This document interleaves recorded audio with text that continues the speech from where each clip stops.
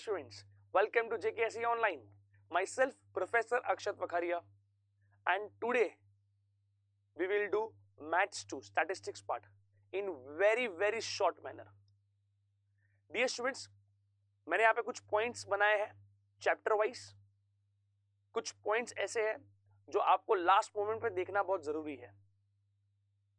Last moment पे जो revision करना है हमको सर, हम पूरा सब्जेक्ट, पूरा चैप्टर्स, हर एक चीज वन बाय वन नहीं कर सकते, हर एक सम नहीं कर सकते सर. बट लास्ट मोमेंट अगर हमको रिवीजन करना है सर, तो हम क्या करें सर? तो वो शॉर्ट में मैंने सारे पॉइंट्स लिखे हैं कि ये जो पॉइंट है जिसमें जनरली स्टूडेंट्स मिस्टेक करते हैं, ये थियरी ये जनरली स्टूडेंट्स याद नहीं रखते हैं, वो सारा थियरी, वो सारे पॉइंट्स, सारे कंसेप्ट मैंने यहाँ पे कवर किए हैं. जो पीडीएफ आपको अपलोड हुआ है उसके अंदर ये पॉइंट्स आपको मिलेंगे और वही पॉइंट्स मैंने आपको ये इस वीडियो के थ्रू समझा रहा हूं. आई नो दैट कि आपने प्रॉपरली प्रैक्टिस किया है. लॉकडाउन में आपने बहुत अच्छे से फायदा लिया है टाइम का, बहुत अच्छे से अपना टाइम यूज किया होगा सर पढ़ाई करने में, प्रॉपरली आपने प्रैक्टिस किया होगा. I know that. बट कुछ पॉइंट जो स्टूडेंट्स मिस कर लेते हैं, जैसे मैं बोलूंगा आपको कि मेजरली स्टूडेंट्स थियरी पार्ट वो नहीं पढ़ते, जिसकी वजह से थियरी बेस्ड जो सम्स होते हैं, थियरी बेस्ड जो एमसीक्यूज होते हैं, उसको करने में थोड़ा डिफिकल्टी फेस करते हैं. सो वो सारे पॉइंट्स जो मेजर पार्ट है, मैं ये नहीं बोलूंगा कि 100% थियरी मैंने कवर किया है, बट मैं ये बोलूंगा कि जो मेजरली स्टूडेंट्स जो मिस्टेक करते हैं, जो मिस करते हैं, वो पार्ट मैंने कवर किया है. सी पहले जो अर्ली सिलेबस था, जो अर्लियर पैटर्न था, पेपर पैटर्न, उसके अंदर थियरी बेस्ड क्वेश्चंस नहीं आते थे मैथ्स में, एमसीक्यूज ट्रू और फॉल्स नहीं आता था. बट अभी वो आता है, इस साल से आएगा. सो थियरी भी हमारे लिए इक्वल इंपॉर्टेंट है. सो प्लीज जो मैं बताऊंगा पॉइंट्स को ध्यान से समझना एंड उसको प्रैक्टिस भी करना. हो सके इफ पॉसिबल प्लीज सारे पॉइंट्स आप एक बुक में लिख देना, तो एट द सेम टाइम आपका प्रैक्टिस भी हो जाएगा. सो थोड़ा भी टाइम वेस्ट नहीं करेंगे, फटाफट move on to the topic. But before that I want to tell you that we have 8 chapters. Now 8 chapters है, हमको वन बाय वन एक चैप्टर पढ़ेंगे हम लोग. हर एक वीडियो में हमको एक चैप्टर मिलते जाएगा. एंड आई वांट कि आप एक भी चैप्टर का वीडियो मिस ना करो. मैं एकदम शॉर्ट में, एकदम कम टाइम में आपको बहुत कुछ करवाने की कोशिश करूंगा, तो प्लीज साथ में बने रहिए मेरे, ठीक है? So now chapter number 1, commission, brokerage and discount. Now see dear students, first point मैंने लिया यहाँ पे. सी मैंने सारे पॉइंट्स, इंपॉर्टेंट पॉइंट्स कवर किए हैं, थियरी बेस्ड जो है पॉइंट्स है, एंड कुछ पॉइंट ऐसे जो सम में काम लगेंगे, वो सारे इंपॉर्टेंट पॉइंट्स मैंने कवर किए हैं वन बाय वन. ध्यान रखना, बिकॉज ये थियरी पॉइंट अगर आप समझोगे, पढ़ोगे, क्लियरली आपको समझ में आएगा, अंडरस्टैंड करोगे, तो ही आप थियरी बेस्ड एमसीक्यू सॉल्व कर पाओगे. सो आई होप आपको समझ में आ रहा है मैं क्या बोल रहा हूं.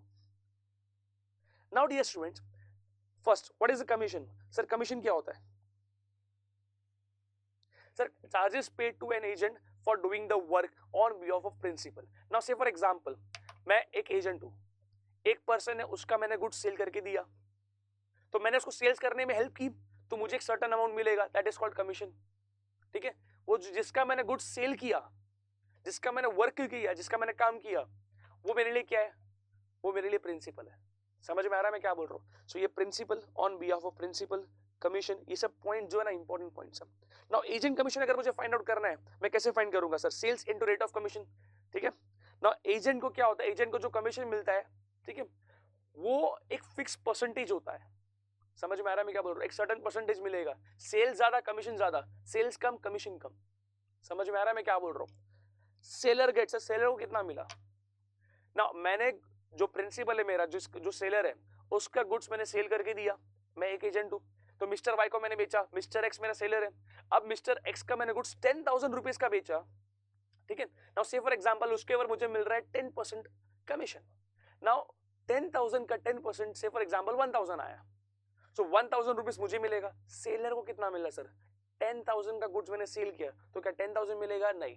10,000 उसमें से अगर मैं अपना कमीशन डिडक्ट करूंगा, माइनस करूंगा, देन सेलर को मिलेगा 9,000 ओनली. सो ये सबसे बेसिक क्वेश्चन है, सबसे पहला क्वेश्चन है आपके एक्सरसाइज का. Now next point, brokerage. Now brokerage, commission, ये समथिंग सेम टाइप का है. समझ में आ रहा है? ब्रोकरेज भी फाइंड करने का मेथड ऑलमोस्ट सेम है. क्लियर हुआ मैं क्या बोल रहा हूं? अब यहाँ पर क्या होता है? यहाँ पर ब्रोकरेज किसको मिलता है सर? ब्रोकरेज मिलता है ब्रोकर को. ब्रोकर कौन है सर? Is an agent. ठीक है? Broker is an agent who brings together the buyer and seller for the purpose of purchase और सेल. नाउ ये आपने टर्म है ना बेसिकली सुना रहेगा, रियल एस्टेट ब्रोकर। ठीक है, मैं क्या बोल रहा हूं, ध्यान से समझो। जो रियल एस्टेट ब्रोकर होता है वो क्या करता है, वो समझो एक पर्सन है, एक पार्टी है, उसको अपना एक प्रॉपर्टी बेचना है। से फॉर एग्जांपल फ्लैट हो गया या शॉप हो गया या ऑफिस हो गया या शोरूम हो गया या लैंड हो गया, वो एक प्रॉपर्टी बेचना है। तो वो ब्रोकर एक बायर को लेकर के आता है, बायर एंड सेलर को साथ में लेकर के आता है, एंड देन वो डील फाइनल करता है। तो बेसिकली उसने सेलर को भी हेल्प किया और बायर को भी हेल्प किया। सेलर को उसकी प्रॉपर्टी बेचने के लिए, बायर को जो इंटरेस्ट दिखा रहा है परचेस करने के लिए। सो बेसिकली उसको क्या मिलेगा, एक सर्टेन अमाउंट मिलेगा, दैट इज कॉल्ड ब्रोकरेज। समझ में आ रहा है? वो ब्रोकरेज भी सर्टेन परसेंटेज होगा, वो डील वैल्यू का, वो बायर से भी मिलेगा एंड सेलर के पास से भी मिलेगा। समझ में आ रहा है? ये जो भी पॉइंट्स मैं लिखवा रहा हूं, बिलीव मी, ये सारे पॉइंट्स ध्यान से समझने के बाद आप खुद थियरी सम्स देखो, थियरी क्वेश्चंस देखो आपके बुक के पीछे के, गवर्नमेंट बुक के पीछे जो भी थियरी आपको दिया है, एमसीक्यूज दिया है, फिल इन द ब्लैंक्स दिया है, ट्रू और फॉल्स दिया, आप देखना 95% आपको मैच कर मिलेंगे। मैक्सिमम पार्ट आपका कवर हो जाएगा, maximum. I am not saying 100%, probably possible है एक आध दो पॉइंट शायद मुझसे छूट गया होगा, but I am saying 90 to 95% आपको सारे थियरी मैच हो जाएंगे, मिल जाएंगे। ठीक है, नाउ सी हियर ऑक्शनियर। ना ऑक्शनियर कौन होता है सर? ऑक्शनियर भी एक एजेंट है, वो भी एक एजेंट है जो क्या करता है सर, वो गुड्स सेल करता है बाय ऑक्शन। लोग बोलियां लगाते हैं वहां पे। से फॉर एग्जांपल, ये आपने शायद बहुत बार मूवी में देखा होगा कि एक प्रॉपर्टी है, एक बंगलो है जो ऑक्शन में जा रहा है, या फिर आपने देखा होगा कि एक पेंटिंग है जिसकी नीलामी हो रही, बेसिकली बोली बोल रहे। ठीक है, तो वहां पे वो प्रॉपर्टी, वो आर्ट वर्क बेसिकली बेचा जा रहा है, ऑक्शन हो रहा है। ठीक है, जो ऑक्शन करवाता है that is called as auctioneer. तो auctioneer is an agent who sells goods by auction। आपको बोलेंगे dash is an agent, dash is an agent who sells goods by auction, तो क्या आएगा वहां पे, auctioneer. So I hope you got my point. Dash is an agent who brings buyer and seller together। समझ में आ रहा है मैं क्या बोल रहा हूं? सो वो उधर क्या आएगा, ब्रोकर आएगा। सो ये पॉइंट मैंने समझा, ये पॉइंट क्लियर हुआ। Now auctioneer sells the goods to the highest bidder. Simple logic है सर, ऑक्शन हो रहा है तो सबसे ज्यादा बोली लगाएगा उसको प्रॉपर्टी मिलेगा, क्लियर, वो पर्टिकुलर गुड्स मिलेगा। Many time the principal, many time name of principal is not disclosed। समझ में आ रहा है? ये पॉइंट, ऑक्शन वाला पॉइंट आपने बहुत बार मूवीज में देखा होगा, बहुत सारी मूवीज में। नाउ फैक्टर क्या होता है सर? फैक्टर भी एक एजेंट होता है। यहां पर कंसेप्ट ऐसा है कि जो प्रिंसिपल है वो अपनी प्रॉपर्टी का पोजीशन, अपने गुड्स का पोजीशन एक एजेंट को दे देता है, और वो एजेंट गुड्स सेल करता है या वो प्रॉपर्टी सेल करता है, एंड जो भी उसका अमाउंट आएगा वो अमाउंट फिर प्रिंसिपल को पास ऑन करता है। ठीक है, तो वो एजेंट कौन है? वो एजेंट क्या है? फैक्टर। वो एजेंट को हम फैक्टर बोलेंगे। Factor is an agent who is given the possession of goods, enters a contract for sale in his or her own name। वो अपने नाम पे गुड्स सेल करेगा, ठीक है, एंड जो भी अमाउंट उसको मिलेगा उसके अकॉर्डिंगली वो प्रिंसिपल को दे देगा, अपना कमीशन व्हाटएवर कट करके। समझ में आ रहा है मैं क्या बोल रहा हूँ? तो ये फैक्टर एक ऐसा एजेंट होता है जिसको गुड्स का पोजीशन पहले मिल जाता है। समझ में आ रहा है मैं क्या बोल रहा हूँ? सो ना पॉइंट नंबर 5 ध्यान से समझना, del credere agent. Now dear students, say for example mister X का गुड्स मैंने मिस्टर वाई को सेल किया, ठीक है। नाउ मिस्टर वाई ने मुझे 30 डेज का क्रेडिट मांगा, मिस्टर एक्स ने 30 डेज का क्रेडिट अलाउ किया। अब 30 डेज के बाद अगर उसका पेमेंट आ गया तो प्रॉब्लम नहीं है, मुझे यहाँ पे नॉर्मल कमीशन मिलेगा, मैं एक एजेंट हूँ। लेकिन समझो 30 डेज के बाद पेमेंट नहीं आता है तो पैसा डूब जाएगा। तो अगर बिफोर दैट, अगर मैं समझो मिस्टर एक्स से ये बोलता हूँ कि से फॉर एग्जाम्पल मैं जिसको भी गुड्स सेल करूंगा उसका पैसा मैं आपको लाके दूंगा, अगर इन सच केस वो पैसा नहीं देता है तो वो पैसा मैं अपने जेब से पे करूंगा। नहीं समझा मैं क्या बोल रहा हूं? अगर वो बंदा पैसा नहीं देता है, जिसको भी मैं गुड्स सेल करता हूं, अगर वो बंदा पैसा नहीं देता है, वो फ्रॉड निकलता है, चीटर निकलता है, इन दैट सिचुएशन वो पैसा मैं अपने जेब से पे करूंगा। समझ में आ रहा है मैं क्या बोल रहा हूं? लेकिन सर वो जेब से आप क्यों पे करोगे? अगर समझो, सुनो मेरी बात ध्यान से, मैं क्या बोल रहा हूं, मैं अपने जेब से पे करूंगा अगर वो बंदा पैसा नहीं देता है तो, but for that risk I want reward, for that risk I want certain amount. अगर रिवॉर्ड नहीं तो मैं रिस्क क्यों लूंगा? अगर सब कुछ अमाउंट, एक्स्ट्रा अमाउंट मिलेगा नहीं तो मैं रिस्क क्यों लूं? वो पैसा दे या ना दे, मैंने आपको बता दिया ये सो एंड सो पार्टी को मैंने गुड्स बेचा है, अगर आप अलाउ करते हो तो क्रेडिट देना है, अगर अलाउ नहीं करेंगे तो क्रेडिट नहीं देना है। समझ में आ रहा है मैं क्या बोल रहा हूं? नहीं समझा? सर मैंने यहाँ पर क्या किया, मैंने उसको गारंटी दिया, किसको, सेलर को, प्रिंसिपल को, कि आप अगर आपको मिस्टर वाई पैसा नहीं देगा तो वो मैं आपको जेब से पे करूंगा, बट फॉर दैट मुझे एक एक्स्ट्रा कमीशन चाहिए, एक एक्स्ट्रा अमाउंट चाहिए, that is called direct credit commission. मैं सेल करूंगा उसका एक कमीशन मिलेगा, that is called normal commission. ठीक है, मैंने सेल करने के लिए हेल्प किया ऑन बिहाफ ऑफ प्रिंसिपल, मैंने सेल किया ऑन बिहाफ ऑफ प्रिंसिपल, मैंने कोई वर्क किया, बेसिकली मैंने सेल करने में हेल्प की प्रिंसिपल को, सेलर को, उसके ऊपर जो भी कमीशन मिलेगा उसको मैं बोलूंगा नॉर्मल कमीशन। बट मैं यहाँ पर पेमेंट डिफॉल्ट होने का रिस्क ले रहा हूँ कि अगर समझो पेमेंट नहीं देता है, इन दैट सिचुएशन मैं अपने जेब से पे करूंगा, फॉर दैट रिस्क मुझे एक सर्टेन अमाउंट चाहिए, that is called direct credit commission, and agent को बोलेंगे डायरेक्ट क्रेडिट एजेंट। ठीक है, उसका कमीशन बेसिकली फाइंड करने का तरीका भी सेम ही है, सेल्स इनटू रेट ऑफ डायरेक्ट क्रेडिट। रेट मतलब परसेंटेज, एक परसेंटेज डिसाइड होता है कि जो भी सेल होता है उस सेल के अमाउंट पे ही हम एक सर्टेन अमाउंट देंगे, एक सर्टेन परसेंटेज देंगे। सो आई होप आपको ये पॉइंट अच्छे से क्लियर हो गया, बिकॉज ये डायरेक्ट क्रेडिट का पॉइंट बहुत सारे स्टूडेंट्स को क्लियर नहीं होता है, बहुत डिफिकल्टी आती है, बहुत सारी क्वेरीज होती है उसके अंदर। सो ये मैंने एकदम एक सीन क्रिएट करके आपको समझाया, एकदम ध्यान से समझो, अगर नहीं समझा तो वापस एक बार बैक करके वापस उसको सुनो वीडियो को। ठीक है, नाउ नेक्स्ट पॉइंट जो मुझे समझाना है बहुत इंपॉर्टेंट है, नंबर ऑफ यूनिट सोल्ड। सी बहुत सारे स्टूडेंट्स को ये पॉइंट में बहुत डिफिकल्टी आती है, sir number of unit sold वाला कंसेप्ट आता है, हमको समझ में नहीं आता हमको करना क्या है। सो इसको करने के 2-3 मेथड्स हैं, उसमें से मैंने ये एक मेथड पिक किया है। नाउ सी एग्जांपल नंबर 2, पेज नंबर आपके है 2 पे, यस पेज नंबर 2 पे ही एग्जांपल नंबर 2।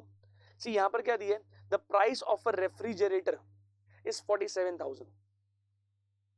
ठीक है, फिर क्या दिया है, an agent charges commission at 6%, earns 42,300। Earns का मतलब सर यहाँ पे हो जाएगा एजेंट का कमीशन, कितना है sir 42,300। Find the number of refrigerators, हमको फाइंड करना है नंबर ऑफ रेफ्रिजरेटर कितना सेल किया, कितना सोल्ड किया। समझ में आ रहा है मैं क्या बोल रहा हूँ? See basically number of unit sold जब भी फाइंड करना है, एक फॉर्मूला दिमाग में याद कर लो, एक फॉर्मूला बिहाइंड दिमाग में याद रखो। सी आपको ये वाला फॉर्मूला याद रखना है, ये वाला करो, कोई और मेथड से आपने किया है तो वो वाला मेथड का फॉर्मूला याद रखो, बट फॉर्मूला याद रखो, बस कंसेप्ट समझना है, फॉर्मूला याद रखना है। फॉर्मूला क्या है, नंबर ऑफ यूनिट सोल्ड अगर फाइंड करना है, what we will do, sales divide by price per unit. क्या करेंगे, नंबर ऑफ यूनिट सोल्ड अगर फाइंड करना है तो sales divide by price per unit. तो बेसिकली अगर मेरे पास सेल्स नहीं है तो मुझे सेल्स फाइंड आउट करना पड़ेगा। क्लियर? अब यहाँ पे इन्होंने क्या किया, यहाँ पे दूसरे कंसेप्ट से किया है, दैट्स व्हाई मैंने एग्जांपल लिया। See one more thing I want to tell you that, जो एक फाइल मुझे मिला था बेसिकली, मतलब एक ऑनलाइन से बेसिकली एक फाइल मुझे मिला था, उस पीडीएफ में बहुत सारे मतलब ऐसा कंसेप्ट लिखा था बेसिकली कि आपका सिलेबस रिडक्शन हुआ है। ठीक है, now I don't know basically it is true और नॉट, ठीक है, बट उस पीडीएफ से मुझे ये मालूम पड़ा कि मेजरली आपका सॉल्व एग्जाम्पल रिड्यूस कर दिया, सॉल्व एग्जाम्पल डिलीट कर दिया। नाउ डियर स्टूडेंट्स, एक लॉजिकल पॉइंट है, जो भी सॉल्व एग्जाम्पल में है वही कंसेप्ट सिर्फ नाम एंड अमाउंट चेंज करके एक्सरसाइज में होता है। जब एक्सरसाइज आपके सिलेबस में है, एक्सरसाइज के हर एक सम आपके सिलेबस में है, तो वही टाइप के सम तो बेसिकली सॉल्व एग्जांपल में दिया है। तो आपका जो पोर्शन में रिडक्शन हुआ है, कोई कंसेप्ट रिडक्शन नहीं हुआ है, कोई चैप्टर रिड्यूस नहीं हुआ या ना कोई कंसेप्ट रिड्यूस हुआ है, सिर्फ रिड्यूस जो हुआ है वो है सॉल्व एग्जांपल। तो जिसके वजह से मेरे हिसाब से कोई सेंस नहीं बनता कि सॉल्व एग्जांपल ना पढ़ के। समझ में आ रहा है मैं क्या बोल रहा हूँ? अगर कोई स्टूडेंट बोलेगा सर हमको बोला गया कि सॉल्व एग्जांपल नहीं पढ़ना है, out of JKSS student, non JKSS student, वो बोलेगा सर मुझे सॉल्व एग्जांपल मना किया हम लोग के क्लासेस में। तो डियर स्टूडेंट, एक सिंपल लॉजिकल थिंग है, सॉल्व एग्जांपल में जो चीज आप पढ़ोगे वही आपको एक्सरसाइज में दिया हुआ है। समझ में आ रहा है मैं क्या बोल रहा हूँ? So one and the same thing, कोई डिफरेंस यहाँ पर नहीं है। ऊपर से यहाँ पे सॉल्व एग्जांपल करके आपका प्रैक्टिस हो जाएगा। समझ में आ रहा है मैं क्या बोल रहा हूँ? अब मैं ये बोलूंगा कि समझो आपको बोला गया है कि सॉल्व एग्जांपल नहीं आएगा, चलो ठीक है मान लिया सॉल्व एग्जांपल नहीं आएगा, बट सेम सम में अगर अमाउंट चेंज कर दिया तो वो तो आ सकता है ना। समझ में आ रहा है मैं क्या बोल रहा हूँ? नाउ सी हियर, यहाँ पर क्या दिया, प्राइस ऑफ रेफ्रिजरेटर दे दी है, मतलब ये हो गया प्राइस पर यूनिट। यहाँ पे मैं लिख देता हूँ प्राइस पर यूनिट। ठीक है, उसके बाद बोला है an agent charges commission at 6%, ये रेट ऑफ कमीशन हो गया। अर्न्स दिस मच, मतलब ये जो अमाउंट है, ये जो अर्न किया है basically, this is called as commission amount.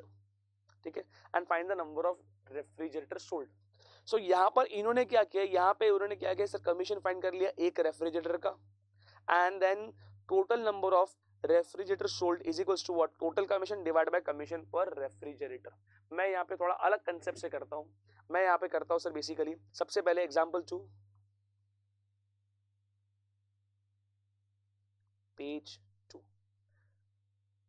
Now सबसे पहले लिखूंगा मैं रेट ऑफ कमीशन कितना है, एजेंट कमीशन कितना है, ठीक है। उसके बाद that is 42,300 and price per unit.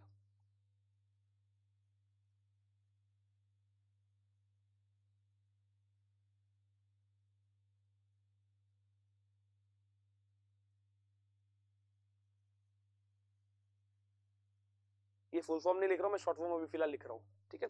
This is 47,000, this is 6% if I am not wrong. ये 6% दिया, 47,000 दिया price per unit, that is price of a refrigerator and agent commission is 42,300। ना मुझे फाइंड करना है नंबर ऑफ रेफ्रिजरेटर सोल्ड। तो अगर number of unit sold अगर आपको फाइंड करना है तो कैसे करोगे, sales divide by price per unit. तो बेसिकली यहाँ पर मेरे पास सेल्स है क्या, सर सेल्स नहीं है, तो सिंपल है ना, एक काम कर, एजेंट कमीशन का फॉर्मूला यूज कर। एजेंट कमीशन का फॉर्मूला क्या बोलता है, sales into rate of commission करना है, ठीक है। इस बेसिस पे मुझे सेल्स मिल जाएगा, जैसे मुझे सेल्स मिल जाएगा डायरेक्टली मैं I will do number of unit sold is equals to, क्या बनेगा सर मेरा इसके पर answer, is equals to sales upon price per refrigerator. So I hope आपको मेरा पॉइंट समझ में आ गया, ठीक है। अब यहां पे मैं थोड़ा सा करेक्शन करूंगा कि नंबर ऑफ यूनिट सोल्ड के बदले मैं लिख दूंगा नंबर ऑफ रेफ्रिजरेटर सोल्ड। मैंने शॉर्ट में लिखा, आपको शॉर्ट में नहीं लिखना है, ठीक है। सो बेसिकली यहां पर प्राइस पर यूनिट इज 47,000, ठीक है। सो यहां पे मैं बोलूंगा सेल्स मेरे पास है नहीं, सेल्स मुझे फाइंड आउट करना है। Rate of commission is 6%, 6 divide by 100 हो जाएगा and agent commission is sir 42,300। सो यहाँ पर क्या बनेगा सर, यहाँ पे हो जाएगा 42,300 into 100 divide by 6 is equal to sales. जब आप ये सेल्स फाइंड आउट करोगे यू विल गेट सेल्स का वैल्यू आएगा 7,05,000, ठीक है। देन आप क्या करोगे sir, 7,05,000 divide by 47,000 you will get 15, ये आपका आंसर आ जाएगा, ठीक है। ऐसा सेम सम आपको दिया हुआ है, miss Saraswati was paid 88,000 as commission on the sale of computers at the rate of 12.5%, at the rate of 12.5%। मतलब ये मेरा हो जाएगा rate of commission, rate of commission हो गया। ये मेरा क्या हो जाएगा सर, ये एजेंट कमीशन हो गया, ये कमीशन का अमाउंट हो गया, ये मेरा हो गया रेट ऑफ कमीशन हो गया and price of each computer was 32,000। ये क्या हो गया सर, ये हो गया प्राइस पर यूनिट। क्लियर है यहाँ तक। सो बेसिकली आपको क्या करना है, कमीशन के अमाउंट लिया और आपने रेट ऑफ कमीशन, दोनों के बेस पे आपको निकालना है सेल्स। जैसे सेल्स मिल गया डिवाइड बाय करोगे price per unit, you will get the number of computers sold. Clear हुआ यहाँ तक। सो बेसिकली ये पॉइंट बहुत इंपॉर्टेंट है। अगर आपको ये फॉर्मूला यूज करना है, ये वाला फॉर्मूला यूज करो। अगर आपको वो वाला यूज करना है, दैट इज कि भाई हमको ये मालूम है कि टोटल कमीशन कितना है divide by commission per unit, ऐसा करना है तो भी चलेगा। तो दोनों में से कोई भी एक फॉर्मूला करो, बट फॉर्मूला एटलीस्ट याद रखो, ठीक है। that's what my point. Now point number B, most important point. ये सारा पॉइंट, ये सर ये पॉइंट तो बहुत बार कितना सम में किया, लेकिन फिर भी सर समझ में नहीं आता, ध्यान से समझो, अभी समझ में आपको आ जाएगा। Rate R% commission on sales over 10,000। अभी यहाँ पे इसका मतलब क्या है, सिर्फ इसका मीनिंग क्या है, ध्यान से समझो। यहाँ पे क्लियरली बोला है कि R% कमीशन मिलेगा अगर सेल्स 10,000 के ऊपर हुआ तो। नाउ सिंपल लॉजिक है, बहुत लोग क्या समझते हैं सर 10,000 के ऊपर दिया तो भी वो लोग टोटल सेल्स पे कर देते हैं, ठीक है। नाउ कंसेप्ट मैं आपको समझाऊं तो एज ए एग्जांपल, तो आपको एग्जांपल से समझोगे तो आपको क्लियर होगा। कैसा होता है कि से फॉर एग्जांपल मैं आपको ऐसा बोलता हूं कि मिस्टर ए ने गुड सेल किया 15,000 का और वहां पे बोला है कि उनको 10% कमीशन मिलेगा ऑन सेल्स ओवर 10,000। तो सेल्स ओवर 10,000 के ऊपर 10% कमीशन मिलेगा और सेल किया है 15,000 रुपीज का। बहुत सारे स्टूडेंट क्या समझते हैं सर 10,000 के ऊपर सेल हुआ है इसीलिए 10% कमीशन मिलेगा, तो 15,000 पे 10% ले लेंगे। मेंटेलिटी रॉन्ग है, रॉन्ग थिंकिंग है। कंसेप्ट ये है कि यहाँ पर अगर 10,000 के ऊपर सेल हुआ तो ऊपर वाले अमाउंट पे 10% मिलेगा। सो अगर मैंने 15,000 का सेल किया है तो 15,000 पे अगर सेल होता है तो 5,000 पे ही कमीशन मिलेगा, बिकॉज 10,000 तक कोई कमीशन नहीं है। 10,000 के ऊपर ओवर 10,000 ऊपर, वो ऊपर वाले अमाउंट के ऊपर 10% कमीशन है। I repeat once again. Now dear students, यहाँ पर क्या बोला है कि 10,000 के ऊपर जितना भी अमाउंट होगा उसके ऊपर 10% कमीशन मिलेगा। अगर 15,000 का सेल हुआ है, अगर 15,000 का सेल हुआ है तो सिर्फ और सिर्फ 5,000 के ऊपर कमीशन मिलेगा। सिर्फ और सिर्फ 5,000 के ऊपर कमीशन मिलेगा, बिकॉज 10,000 तक नो कमीशन, 10,000 के ऊपर जितना अमाउंट रहेगा वो ऊपर वाले अमाउंट के ऊपर 10% कमीशन मिलेगा। सो आई होप आपको ओवर वाला कंसेप्ट समझ में आ गया।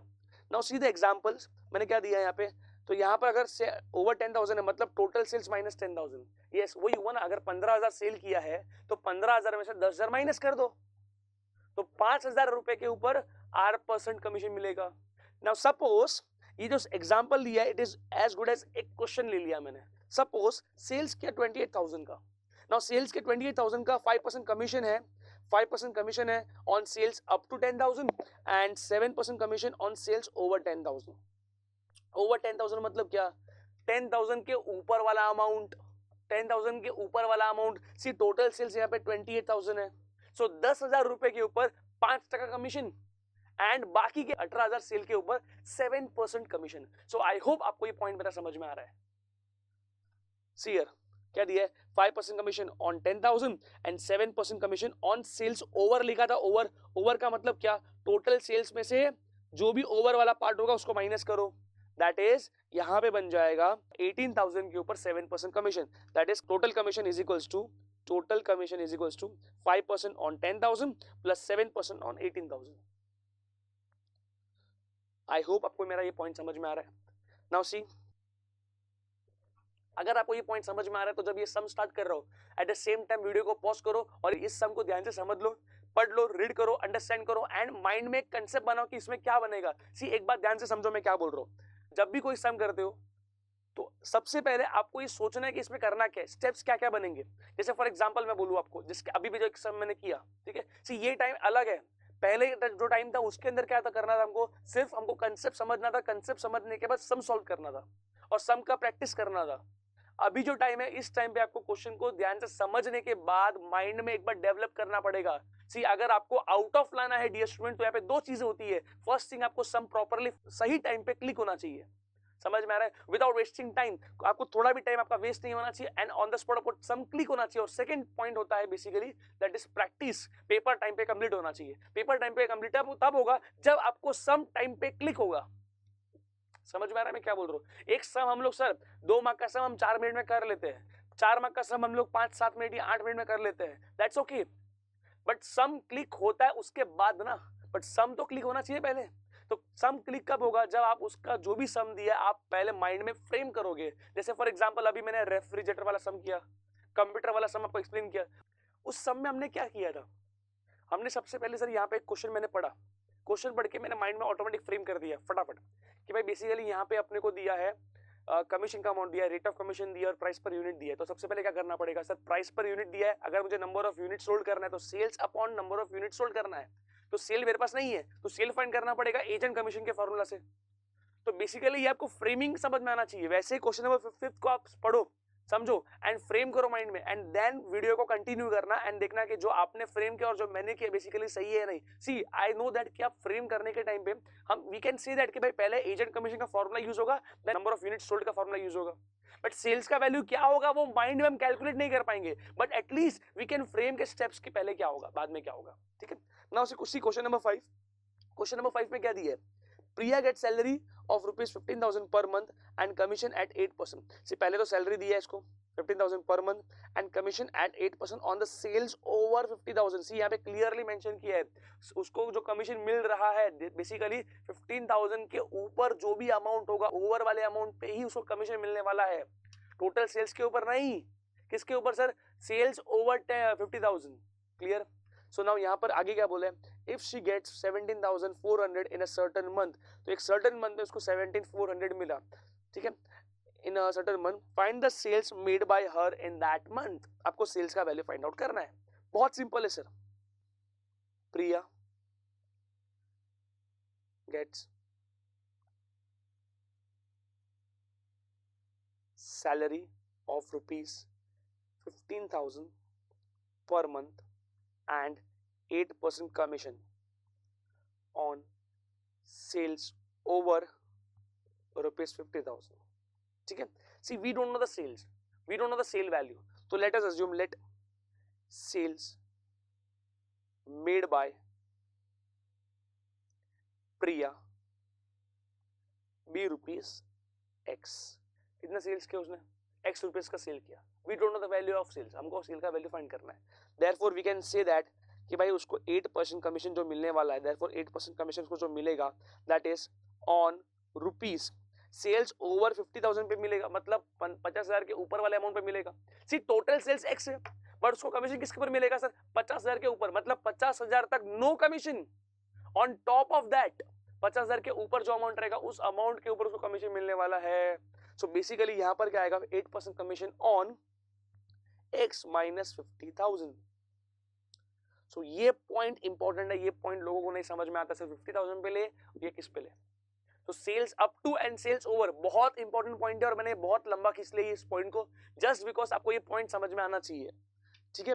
नाउ सिंस यहां पे क्या बोला है, प्रिया का इनकम कितना है सर, प्रियाज इनकम इज 17,000. कितना है सर, उसको सर्टन मंथ में 17,400 मिला है, तो 17,400 is her income. So basically यहाँ पे जो इनकम मिल रहा है वो दो वे से मिल रहा है, एक मिल रहा है सैलरी एंड दूसरा मिल रहा है कमीशन. एक मिल रहा है सैलरी, दूसरा मिल रहा है कमीशन. तो एक सैलरी से मिलेगा, एक कमीशन मिलेगा. सिंस यहाँ पर मैं बोलूंगा कि प्रिया का अगर मुझे कमीशन फाइंड करना है,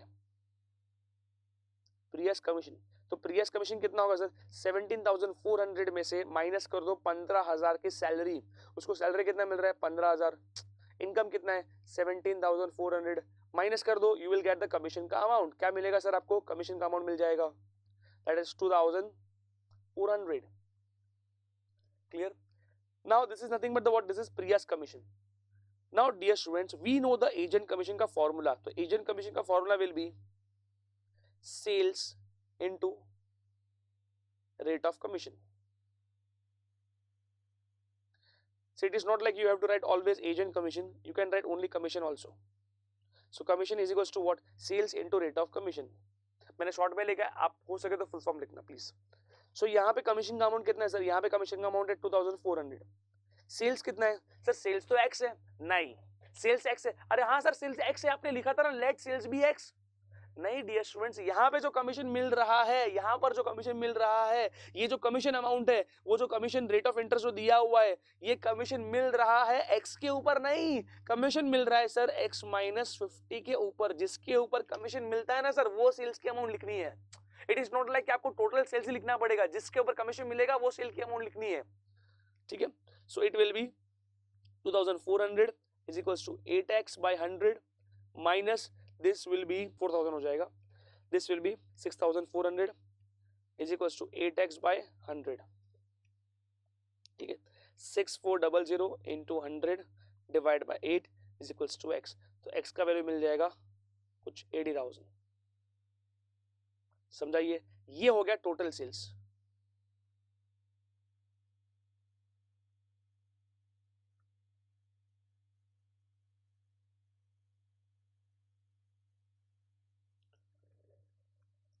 आई होप आपको मेरा पॉइंट समझ में आ गया.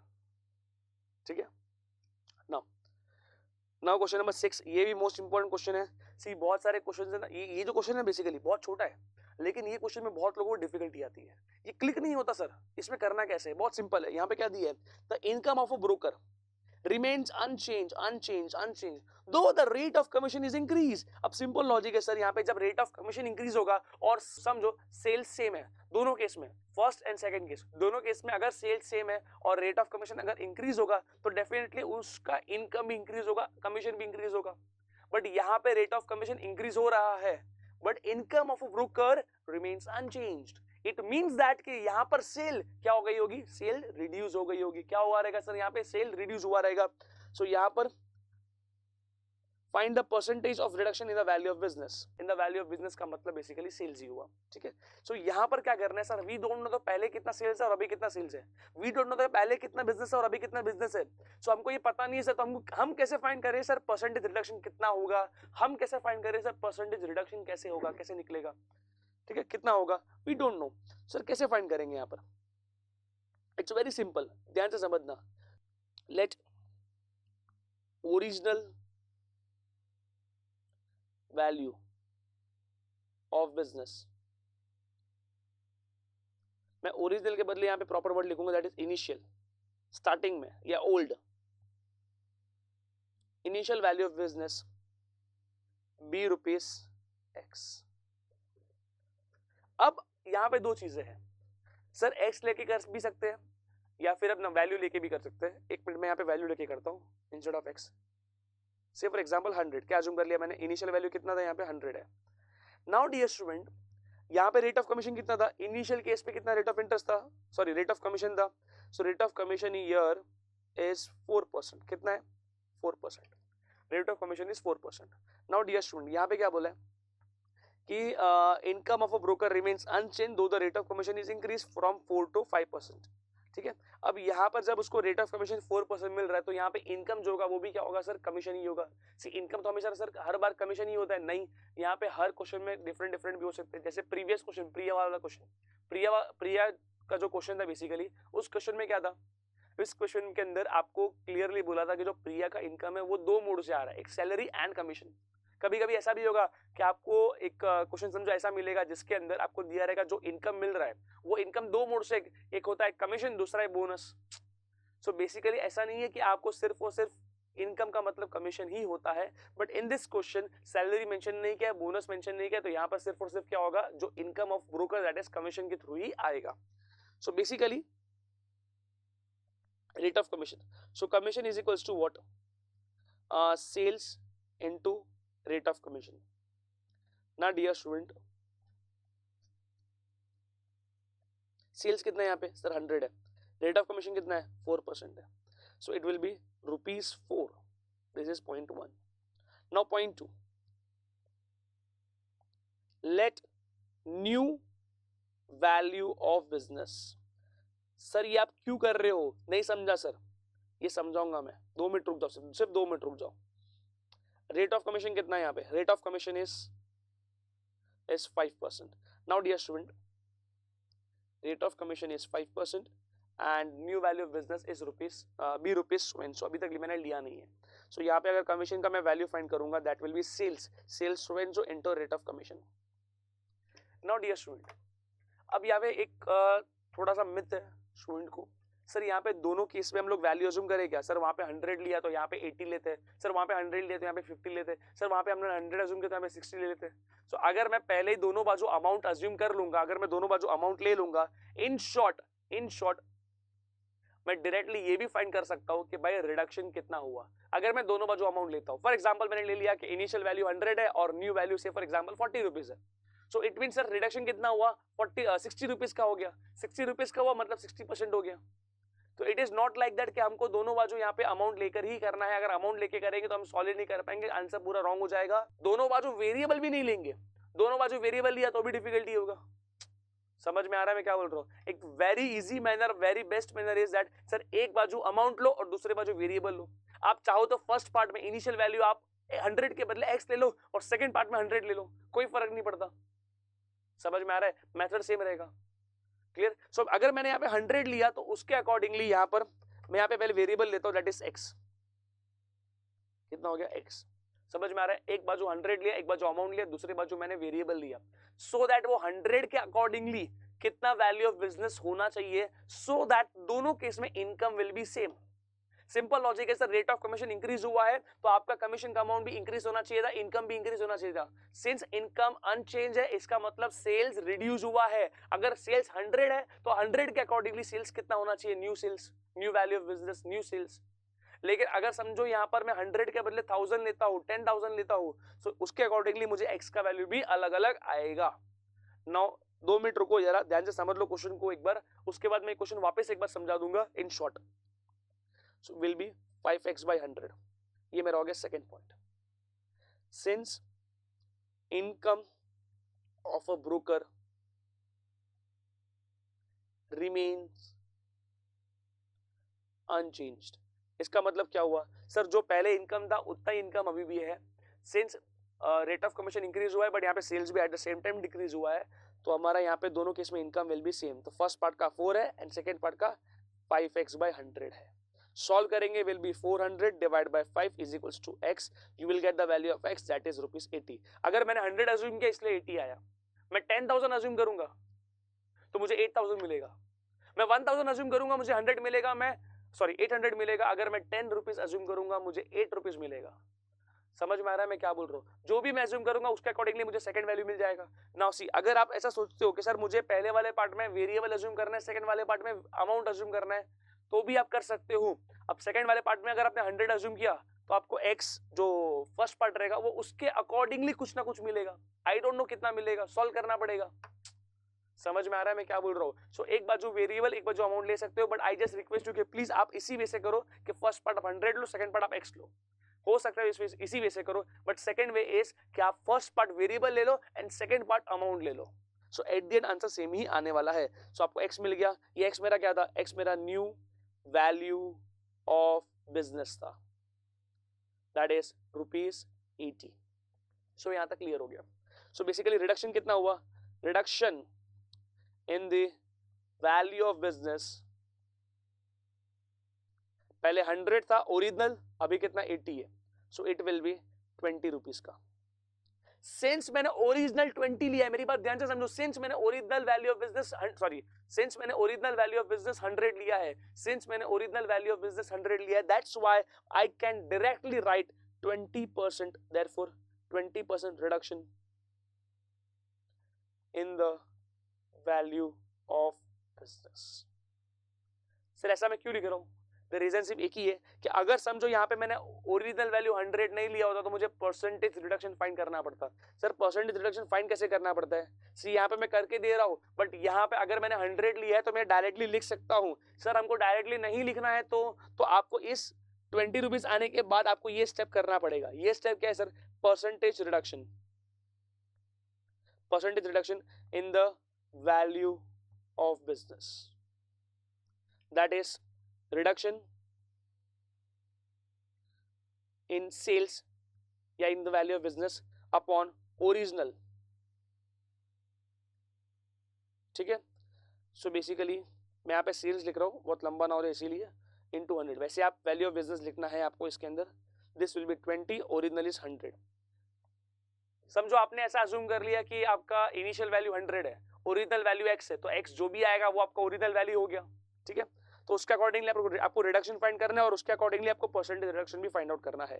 सो यू विल गेट 20%। क्या मिलेगा आपको? 20% मिलेगा। आप इस वे से भी फाइंड कर सकते हो और आप ये डायरेक्टली भी कर सकते हो, दोनों में से कुछ भी करो, कोई फर्क नहीं पड़ता। समझ में आ रहा है? ये करो या ये लिखो, या फिर समझो ये लिखने के बाद अगर आपने ये बाद में लिखा ये वाला स्टेप तो भी चलेगा, ये वाला स्टेप आपने यहाँ पे लिखा तो भी चलेगा। समझाइए, बट ये जो बॉक्स मैंने किया है वो वैसे जनरली सॉल्व करके दिखाने की जरूरत नहीं है अगर आपने ओरिजिनल वैल्यू 100 लिया और आपको डायरेक्ट समझ में आता है तो।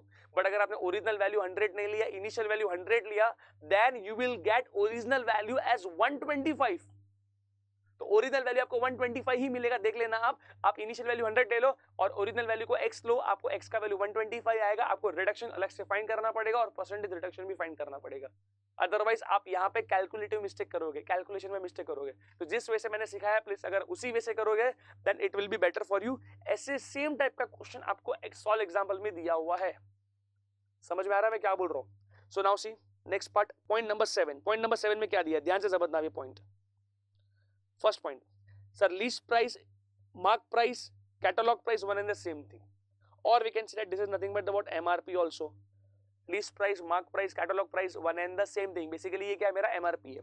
ठीक है, अब यहाँ पे कंसेप्ट बेसिकली होता क्या है मैं आपको ध्यान से समझाता हूँ। से फॉर एग्जांपल मैं एक रिटेलर हूँ, मैं कौन हूँ? एक रिटेलर हूँ। ठीक है, अब मैं होलसेलर के पास गया, होलसेलर के पास गया, उसको मैंने बोला कि भाई मेरे को गुड्स सेल करने मतलब रीसेल करने के लिए मुझे आपका प्रोडक्ट चाहिए। से फॉर एग्जांपल मैं लेने गया जींस। ठीक है, अगर एक जींस लेने जाता हूं मैं तो मुझे पड़ रहा है से फॉर एग्जांपल 1000 रुपीज का, लेकिन अगर वही सेम चीज अगर मैं बल्क में खरीदूंगा, एमआरपी 1000 का है, बट अगर मैं बल्क में क्वांटिटी खरीदता हूं देन मुझे डिस्काउंट मिलेगा। से फॉर एग्जांपल डिस्काउंट उसने मुझे दिया 10% के अकॉर्डिंगली। सो 100 जींस का होता है basically 1 lakh rupees, but 10% minus करेंगे हम। सी आई विल शो यू कि अगर मैं 100 जींस खरीदता हूं then I have to pay 1 lakh rupees as per MRP, as per list price. ठीक है, बट बल्क में खरीदा मैंने इसीलिए मुझे क्या मिला? डिस्काउंट मिला। से फॉर एग्जांपल 10% डिस्काउंट मिला, दैट इज कॉल्ड एज 10,000। ये जो डिस्काउंट मिल रहा है, ये डिस्काउंट मुझे मिल रहा है बल्क में खरीदने पे, that is called TD, trade discount.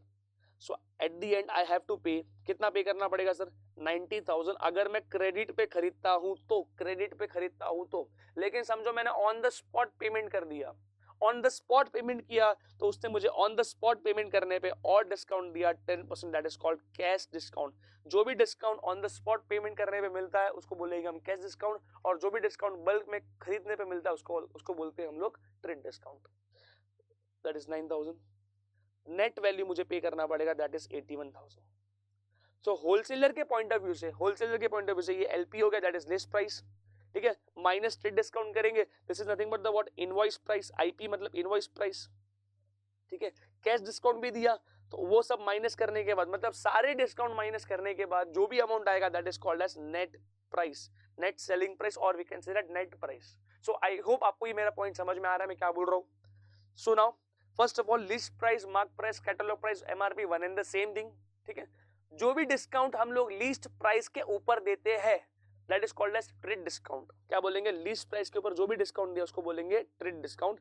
And this discount always be given on bulk quantity. Sometimes they will give कि भाई 5% ट्रेड डिस्काउंट दिया है, sometimes they will give 5% discount दिया on bulk quantity purchase, sometimes they will give 5% discount दिया है on list price. तो आपको समझ में आना चाहिए ट्रेड डिस्काउंट है।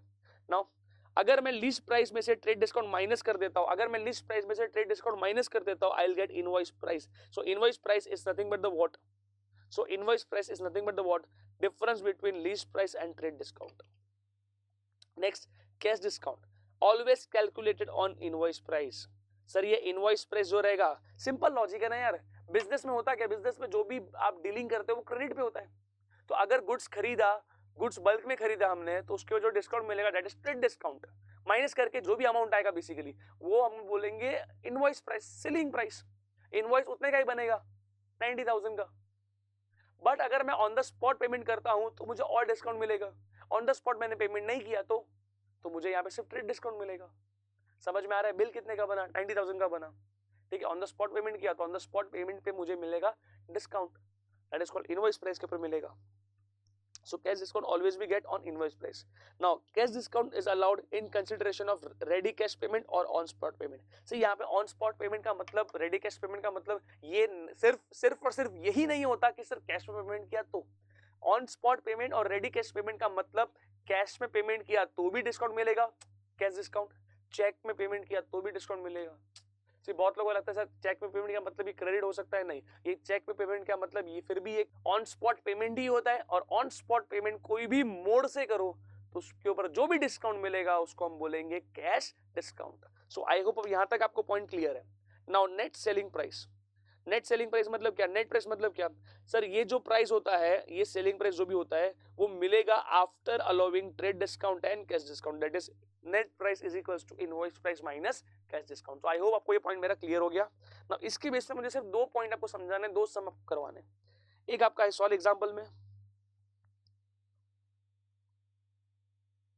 Example number 7, yes, messrs Saket Electronics, see over here, Messer Saket Electronics is given 15% trade discount and 5% cash discount on purchase of television set by the distributor, ठीक है।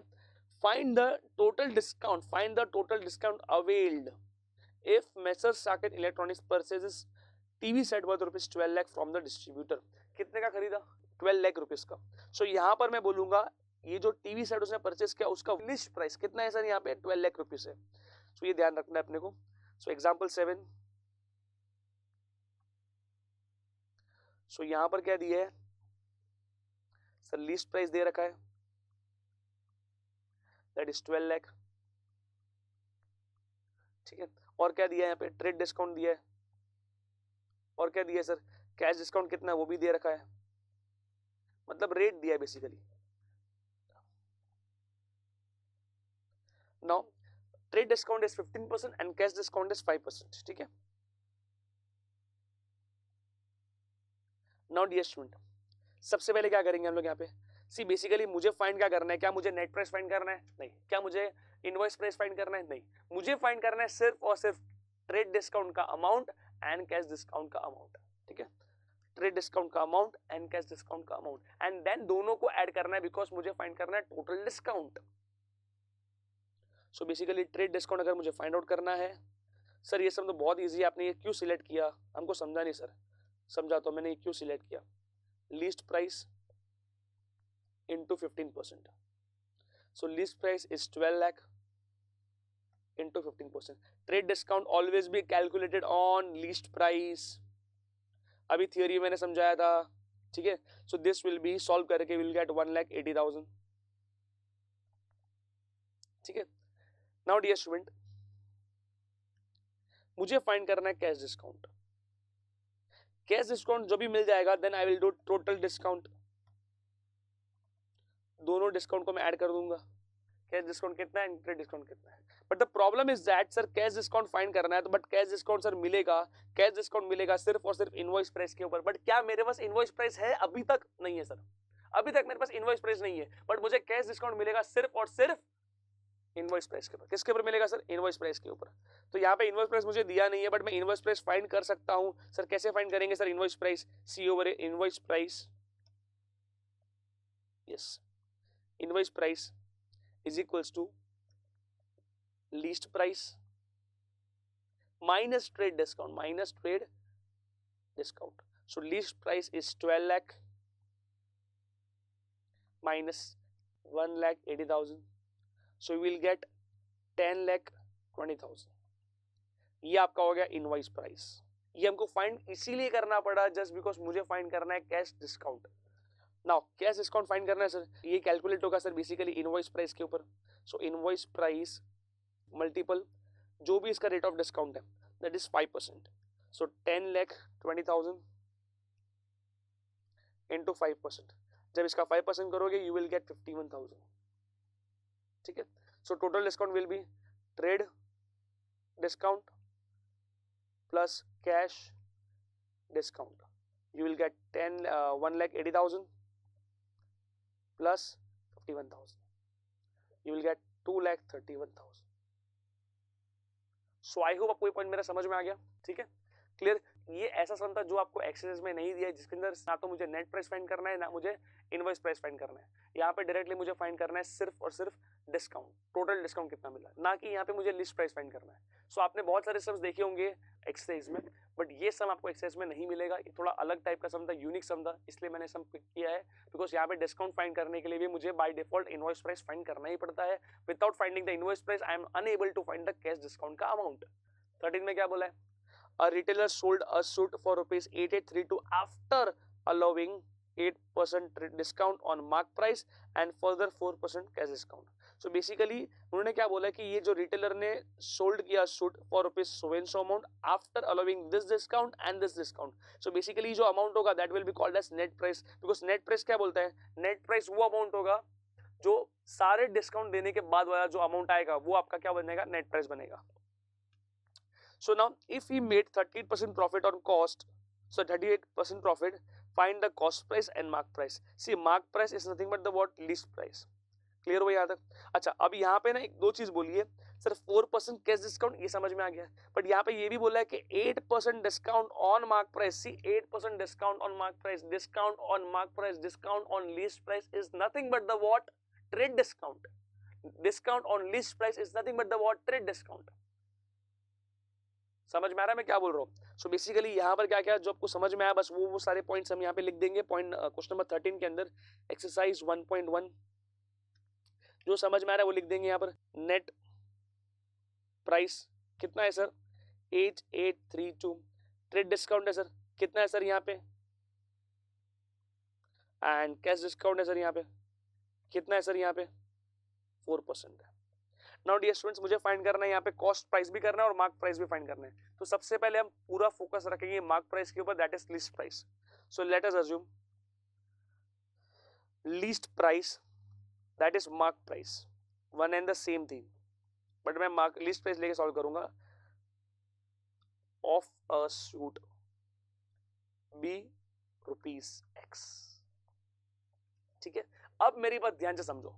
सी यहाँ पे नेट प्राइस का वैल्यू दिया है, simple logic है sir, net price का value दिया तो मुझे नेट प्राइस का फॉर्मूला यूज करना पड़ेगा। What is the formula of net price? Sir net price का formula is invoice price minus cash discount. क्या हमारे पास इनवॉइस प्राइस है? नहीं है सर, तो पहले इनवॉइस प्राइस फाइंड करना पड़ेगा। सो पहले मैं यहाँ पे फाइंड करूंगा invoice price. So invoice price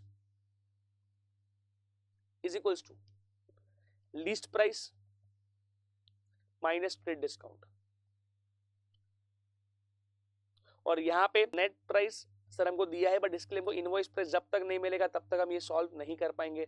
so invoice price minus cash discount. ठीक है, this is clear. Now dear students, यहाँ पे हमारे पास लीस्ट प्राइस है सर कितना है x है, माइनस ट्रेड डिस्काउंट कितना है सर. सर ट्रेड डिस्काउंट है सर 8% है. ट्रेड डिस्काउंट कितना है सर 8% है, but 8% discount on list price, discount on list price. See trade discount भले 8% है, बट ट्रेड डिस्काउंट हमेशा हम लोग कैलकुलेट करेंगे on list price. So list price ही सर मेरा x है, तो उसके ऊपर 8%.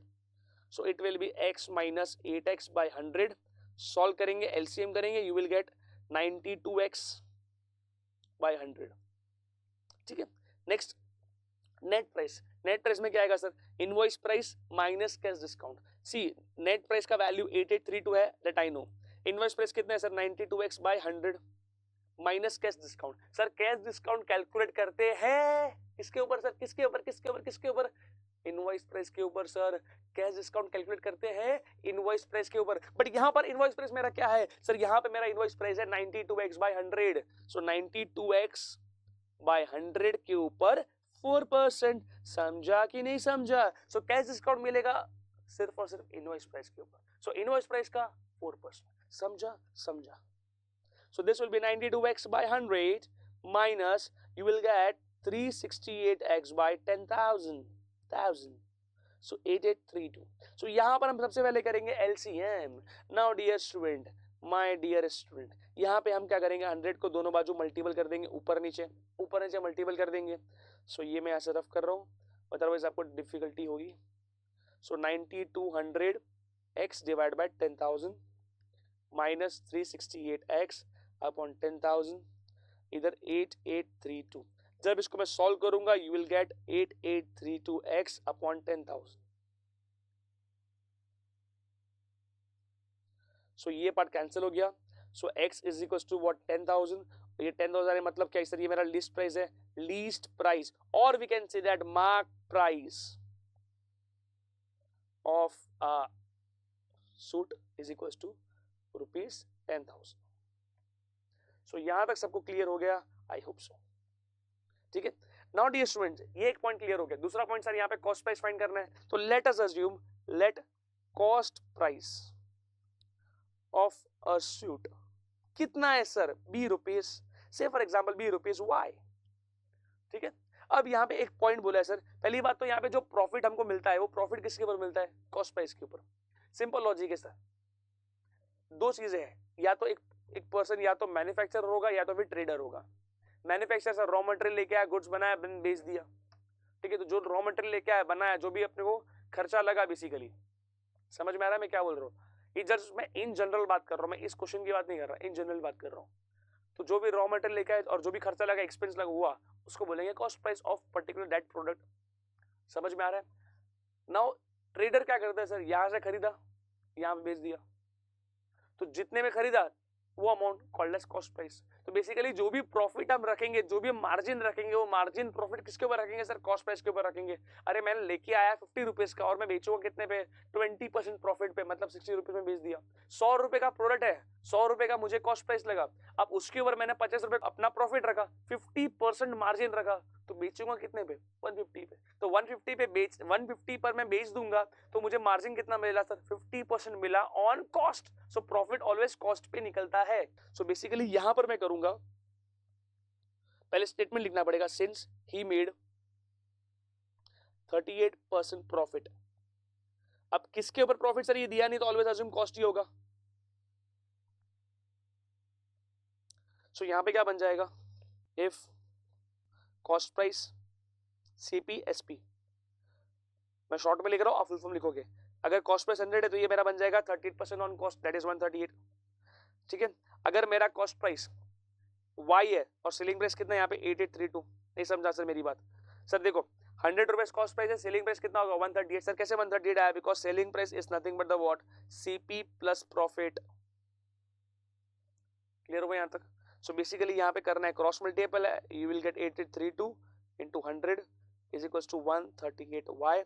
सो ये 88200 divided by 138, you will get the value of y. So y is nothing but the what? Y is nothing but the what? 6400. Solve करोगे, you will get this value. So therefore we can say that cost price of a suit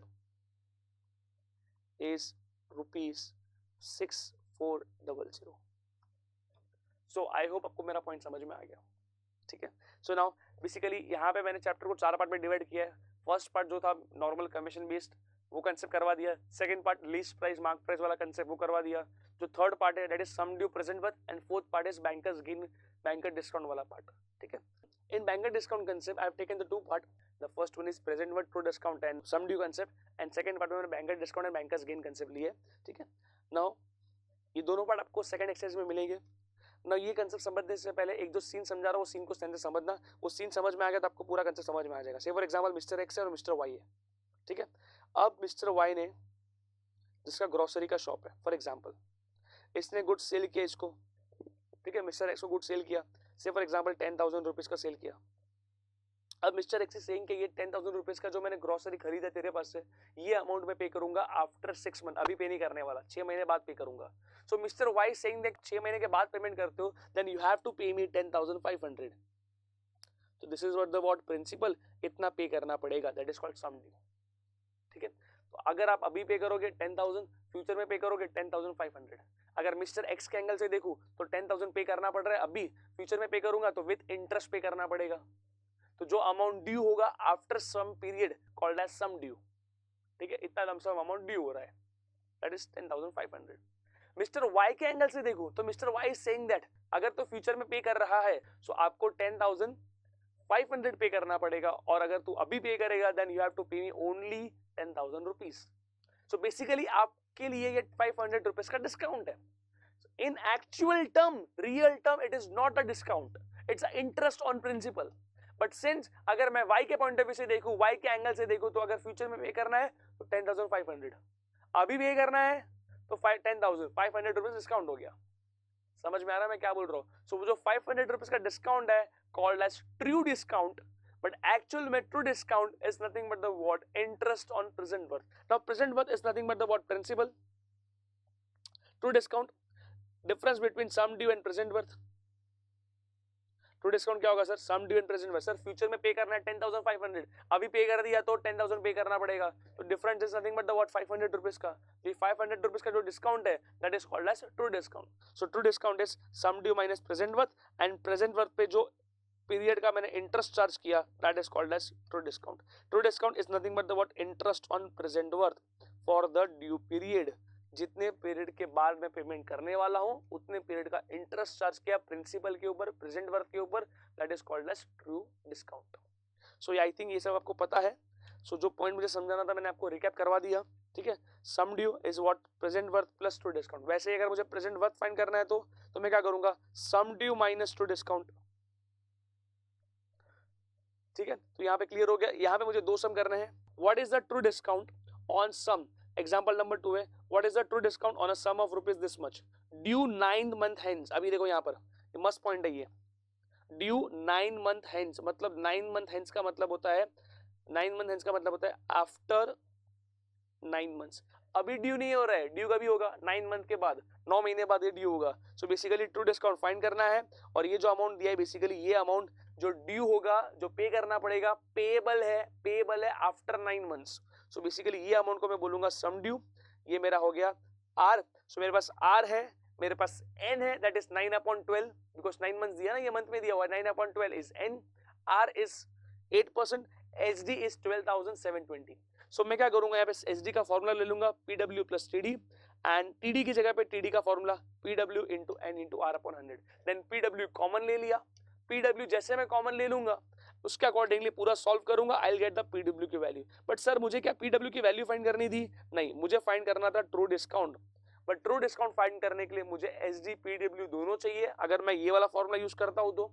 लेकिन अगर समझो मैं ये वाला formula use करूं तो sir ये वाला फॉर्मूला यूज करूं तो भी आपको PW की रिक्वायरमेंट है. सो दोनों में से कोई भी फॉर्मूला आप यूज कर सकते हो. The main thing is what? You should have PW that is present worth. So present worth मैंने फाइंड किया सम ड्यू के फॉर्मूला से. सो आई होप अगर एक बार पीडब्ल्यू मिल जाएगा तो टीडी फाइंड करना इजी है, but the main part is कि पीडब्ल्यू फाइंड करना है. और मेन पार्ट इज ये 12,720 क्या है सर वो समझना इंपॉर्टेंट है. सो आई होप आपको मेरा ये पॉइंट समझ में आ गया. 9 मंथ हेंस का मतलब होता है आफ्टर 9 मंथ्स. नाउ एक्सरसाइज 1.2 पे आ जाओ फटाफट. So now I want to do question number 4 and question number 5. दोनों मस्त क्वेश्चन है, ध्यान से समझना. The true discount on a sum, true discount on a sum is का मतलब हो जाएगा basically equals to 3/8 of sum due. तो बेसिकली यहाँ पे ट्रू डिस्काउंट कितना बनेगा sir, is equals to 3/8 of sum due. ठीक है, at 12% per annum. Find the period of bill, मतलब यहाँ पे आपको फाइंड करना है एन की वैल्यू. ठीक है, सो कितने टाइम के लिए उसने वेट किया, बेसिकली कितने टाइम के बाद पेमेंट किया. सो जो टाइम पीरियड है बेसिकली आज गुड्स परचेज किया एंड कभी उसने पेमेंट सेटल किया, उसके बीच का difference, that is called period of bill. See bill concept क्या बाद में समझाऊंगा मैं, जब मैं आपको banker discount bankers gain concept समझाऊंगा उस टाइम पे. But right now question number 4 of exercise 1.2, here it is given that true discount is equal to 3/8 of sum due. ठीक है, नाउ आर दिया अपने को 12%, आर कितना दिया है, एन अपने को फाइंड आउट करना है. ठीक है, नाउ माय डियर स्टूडेंट्स ध्यान से समझो. यहां पे पहले एक पॉइंट अज्यूम करना पड़ेगा, let some due B rupees x, सम ड्यू बी रुपीस एक्स. सो मैं बोलूंगा यहाँ पे ट्रू डिस्काउंट क्या बन जाएगा सर, ट्रू डिस्काउंट मतलब टीडी विल बिकम 3/8x. ठीक है, सी मुझे एन फाइंड आउट करना है. एक सिंपल लॉजिक है सर, एन फाइंड आउट करने के लिए मुझे ट्रू डिस्काउंट की हेल्प लेनी पड़ेगी, बिकॉज यही एक ऐसा फॉर्मूला है जिसके अंदर एन आता है.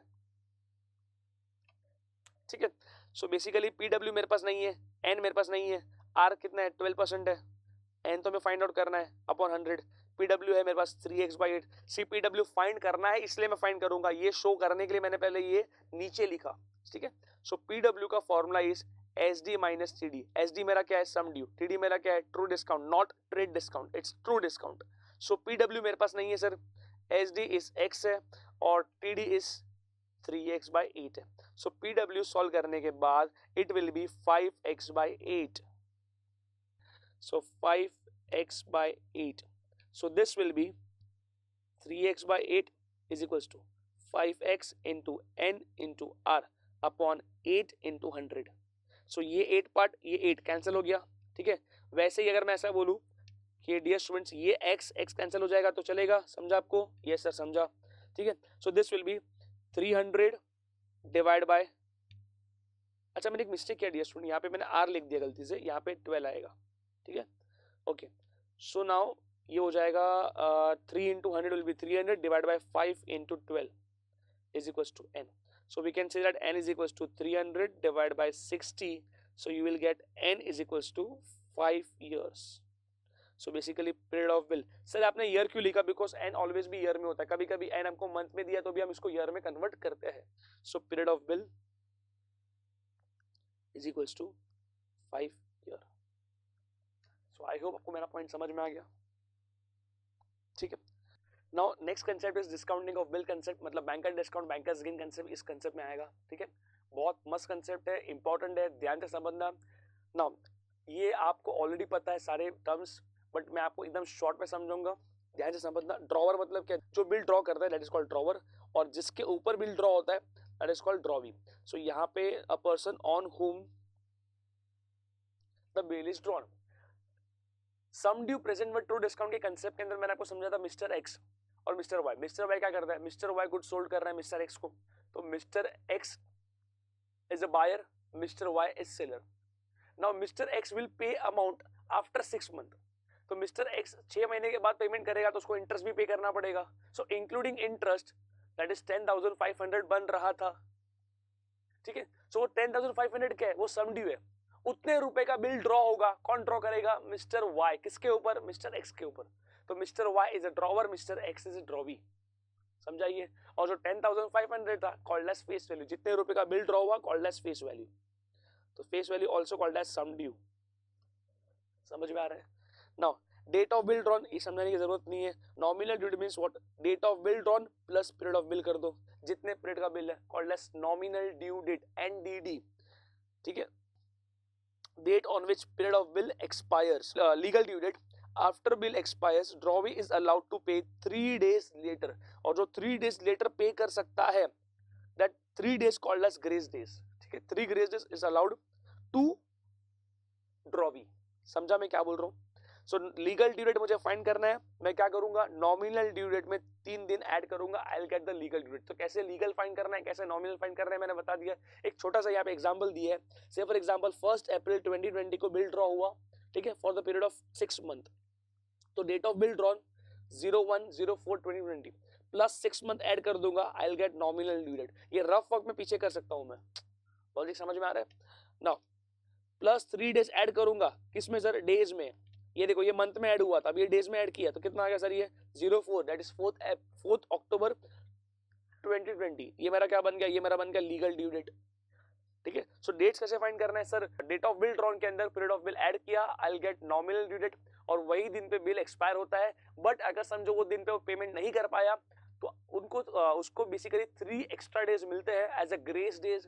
ठीक है, और 3 डेज ऐड करने के बाद जो भी डेट आएगा that is called as legal due date. Now banker discount क्या होता है? When a bill is discounted in the banker will deduct the amount from the face value of the bill at a given rate of interest for the period from date of bill discounting to legal due date. Now basically यहाँ पर क्या concept है कि drawer ने bill draw किया drawee पर. ठीक है ना, अभी समझो ड्रॉवर को अर्जेंसी पैसे की जरूरत पड़ी, वो बैंक के पास गया, ड्रॉवी का बिल दे दिया एंड उसको अमाउंट कलेक्ट किया बैंक के पास से. बैंक क्या करेगा, बैंक बोलेगा कि फेस वैल्यू से फॉर एग्जांपल 10,500 रुपीज है. ठीक है, अभी तुझे पैसा आज चाहिए, मुझे पैसा कब मिलेगा, लीगल पे मिलेगा, लीगल ड्यू डेट पे मिलेगा. सी नॉमिनल पे मिल जाना चाहिए, मिल जाता है, बट इन सच सिनेरियो अगर नहीं मिला तो उसको 3 दिन एक्स्ट्रा देना पड़ता है. किसको, ड्रॉवी को. ठीक है, तो बेसिकली बैंक क्या बोलेगा कि मुझे at last to last legal due date पे पैसा मिलेगा, last to last legal due date पे पैसा मिलेगा. सो मैं क्या करूंगा, जिस दिन मैं पैसा तुमको दूंगा उस दिन से लेकर के लीगल ड्यू डेट तक का उतने टाइम फ्रेम का मैं इंटरेस्ट चार्ज करूंगा, उतने टाइम फ्रेम का मैं इंटरेस्ट फाइंड करके आपके फेस वैल्यू में से डिडक्ट कर दूंगा. और जो अमाउंट मैं डिडक्ट करने वाला हूं that amount called as banker discount. और जो आपको पैसा मिलेगा that is called as cash value. On legal due date bank will collect the face value का amount from drawee. For example bill का अमाउंट है 10,500, बैंक ने डिडक्ट किया बैंकर डिस्काउंट. जिस दिन वो पैसा ड्रॉवर को देगा उस दिन को बोलेंगे डेट ऑफ बिल डिस्काउंटिंग. ठीक है, पैसा मिलेगा लीगल पे, मैक्स टू मैक्स लीगल तक मिलेगा. Simple logic. अगर आपको मैं ऐसा बोलूं कि आपको से फॉर एग्जांपल समझो मैं क्लासेस की बात करता हूं, क्लासेस में आपको फीस भरने को आपको डेट दिया है 20th और आपको बोला कि 20th ये सो एंड सो मंथ की 20th तक आपको पैसा भरने का है. और अगर आप 20th तक नहीं भरोगे तो भी चलेगा, बट मैक्स टू मैक्स आपको उसी महीने की 25th तक पे करना पड़ेगा. So what we will do, simple logic है सर. हम लोग क्या करेंगे, जो सबसे लास्ट डेडलाइन होगी ना सर, डेडलाइन उस दिन पे करेंगे. होमवर्क दिया 20 तारीख को, आपको बोला आपको 20 तारीख को सबमिट करना है ये प्रोजेक्ट, ये होमवर्क. ठीक है, और आपको डेडलाइन दिया, ये अगर नहीं दिया तो भी आपको और 5 दिन एक्स्ट्रा मिलेगा. तो जो एक्स्ट्रा डेज होगा ना उसके बाद ही हम करते हैं सबमिट. समझ में आ रहा है मैं क्या बोल रहा हूँ? सो बेसिकली यहाँ पर भी बैंक क्या बोलता है, जिस दिन लीगल ड्यू डेट है उस दिन तक का मैं इंटरेस्ट चार्ज करूंगा तुमसे. हम क्या करेंगे, फेस वैल्यू में से उतने पीरियड का इंटरेस्ट माइनस करके बाकी का अमाउंट आपको दे दूंगा. से फॉर एग्जांपल 10,500 फेस वैल्यू है और बैंक ने डेट ऑफ बिल डिस्काउंटिंग मतलब आज बैंक ने डिस्काउंट किया बिल, तो आज से लेकर के लीगल ड्यू डेट तक का जितना टेन्योर है, जितना पीरियड है, उसका इंटरेस्ट चार्ज किया. उसका जो भी अमाउंट आता है फेस वैल्यू के ऊपर वो अमाउंट को माइनस करेंगे एंड बाकी का अमाउंट रिफंड करेंगे. किसको देंगे, ड्रॉवर को. ठीक है, 10,500 फेस वैल्यू है. से फॉर एग्जांपल बैंक का डिस्काउंट आया 200 रुपीज और कैश वैल्यू मतलब कितना देने का है, बैंक कितना देगा, 10,300 देगा ड्रॉवर को. बट बैंक विल कलेक्ट पूरा 10,500 on legal due date from drawee. Drawee के पास जाएगा और बाद में वहां से कलेक्ट करेगा. सो वो जो कलेक्ट करेगा वो कंसेप्ट अपना मतलब नहीं है, वो हमारे मैथ्स पार्ट में नहीं है, वो सब अकाउंट्स में है. कलेक्ट करेगा, मिला तो ठीक है, नहीं मिला तो डिसऑनर हो जाएगा, वो सब कंसेप्ट अकाउंट्स में है. बट मैथ्स में ये टॉपिक नहीं है. मैथ्स में सिंपल लॉजिक है सर, ड्रॉवर को पैसे की जरूरत है, वो गया बैंक के पास, बिल डिस्काउंट कराया, पैसा ले लिया. बिल डिस्काउंट कराया, कुछ अमाउंट डिडक्ट हो जाएगा फेस वैल्यू में से, जो अमाउंट डिडक्ट होगा कॉल्ड एज बैंकर डिस्काउंट. जो अमाउंट ड्रॉवर को मिलेगा डिडक्ट करने के बाद called as cash value. Now banker discount is also called as commercial discount. So ये कभी कभी आपको आ सकता है, dash is called commercial discount, it is banker discount. The banker discount is called dash commercial discount. ठीक है, now cash value ये मैंने आपको समझा दिया. So formula is face value minus banker discount. So in bankers gain एक point है ध्यान देना यहाँ पे, true discount calculated on present worth and banker discount calculated on face value, or we can say that sum due. Here banker discount always be greater than true discount, and the difference between BD and TD, banker discount and TD, called as bankers gain, it is equal to interest on true discount. ये ध्यान में रखना, उसके दो formulas है, ठीक है, आपको पता है. Now see list of formula, BD का फॉर्मूला क्या होता है, FV into N into R upon 100, FV minus CV और BG plus TD. ये सारे फॉर्मूले आपको पता है, इसमें मुझे हाईलाइट करने की जरूरत नहीं है, ठीक है. ये सारे फॉर्मूले आपको याद करके जाना है, लास्ट मोमेंट ये सब आपको पढ़ना है, पूरा रिवाइज करना है ये चीज, ठीक है. N is what, number of days from date of bill discounting to legal due date, ठीक है. सी बेसिकली यहाँ पे जो बैंकर डिस्काउंट, जो इंटरेस्ट चार्ज करता है बैंक, बैंक क्या बोलता है भाई, तुझे अगर तू मेरे पास ड्रॉवी का बिल लेकर के आया है, कौन बोल रहा है, बैंक. किसको बोल रहा है, ड्रॉवर को. तू ड्रॉवी का बिल लेकर आया है तो पूरा फेस वैल्यू में तुझे नहीं दूंगा ना. अगर मैं तुझे सारा अमाउंट दे देता हूँ, पूरे बिल का अमाउंट, तो मुझे क्या फायदा मिलेगा. मैं तुझे दे रहा हूँ आज और मुझे पैसा मिलेगा से फॉर एग्जाम्पल 30-40 डेज के बाद, तो उतने टाइम तक क्या मैं तुझे क्या बिल का अमाउंट पूरा तुझे दे दूंगा और बाद में पूरा अमाउंट मैं ड्रॉवी के पास से कलेक्ट करूंगा, सेवा करने बैठा हूं. समझ में आ रहा है मैं क्या बोल रहा हूं. सो बैंक क्या बोलेगा कि बेसिकली जितने पीरियड के लिए मुझे होल्ड करना पड़ेगा, जो मेरा वेटिंग पीरियड है बेसिकली, उतने वेटिंग पीरियड का मुझे इंटरेस्ट चार्ज करना है. क्लियर. आज मैं पैसा दूंगा, मुझे पैसा मिलेगा 40 दिन के बाद, तो 40 दिन का बेसिकली मुझे इंटरेस्ट चार्ज करना है, that is called banker discount. So वो जितना दिन होगा, दैट इज 40 डेज जो आया, that is called as number of days from date of bill discounting to legal due date. इस दिन पे बैंक पैसा देने वाला है डेट ऑफ बिल डिस्काउंटिंग के दिन पे, एंड लीगल ड्यू डेट पे बैंक को पैसा मिलने वाला है फ्रॉम ड्रॉविंग, ठीक है. So cash value is equals to what, face value minus banker discount.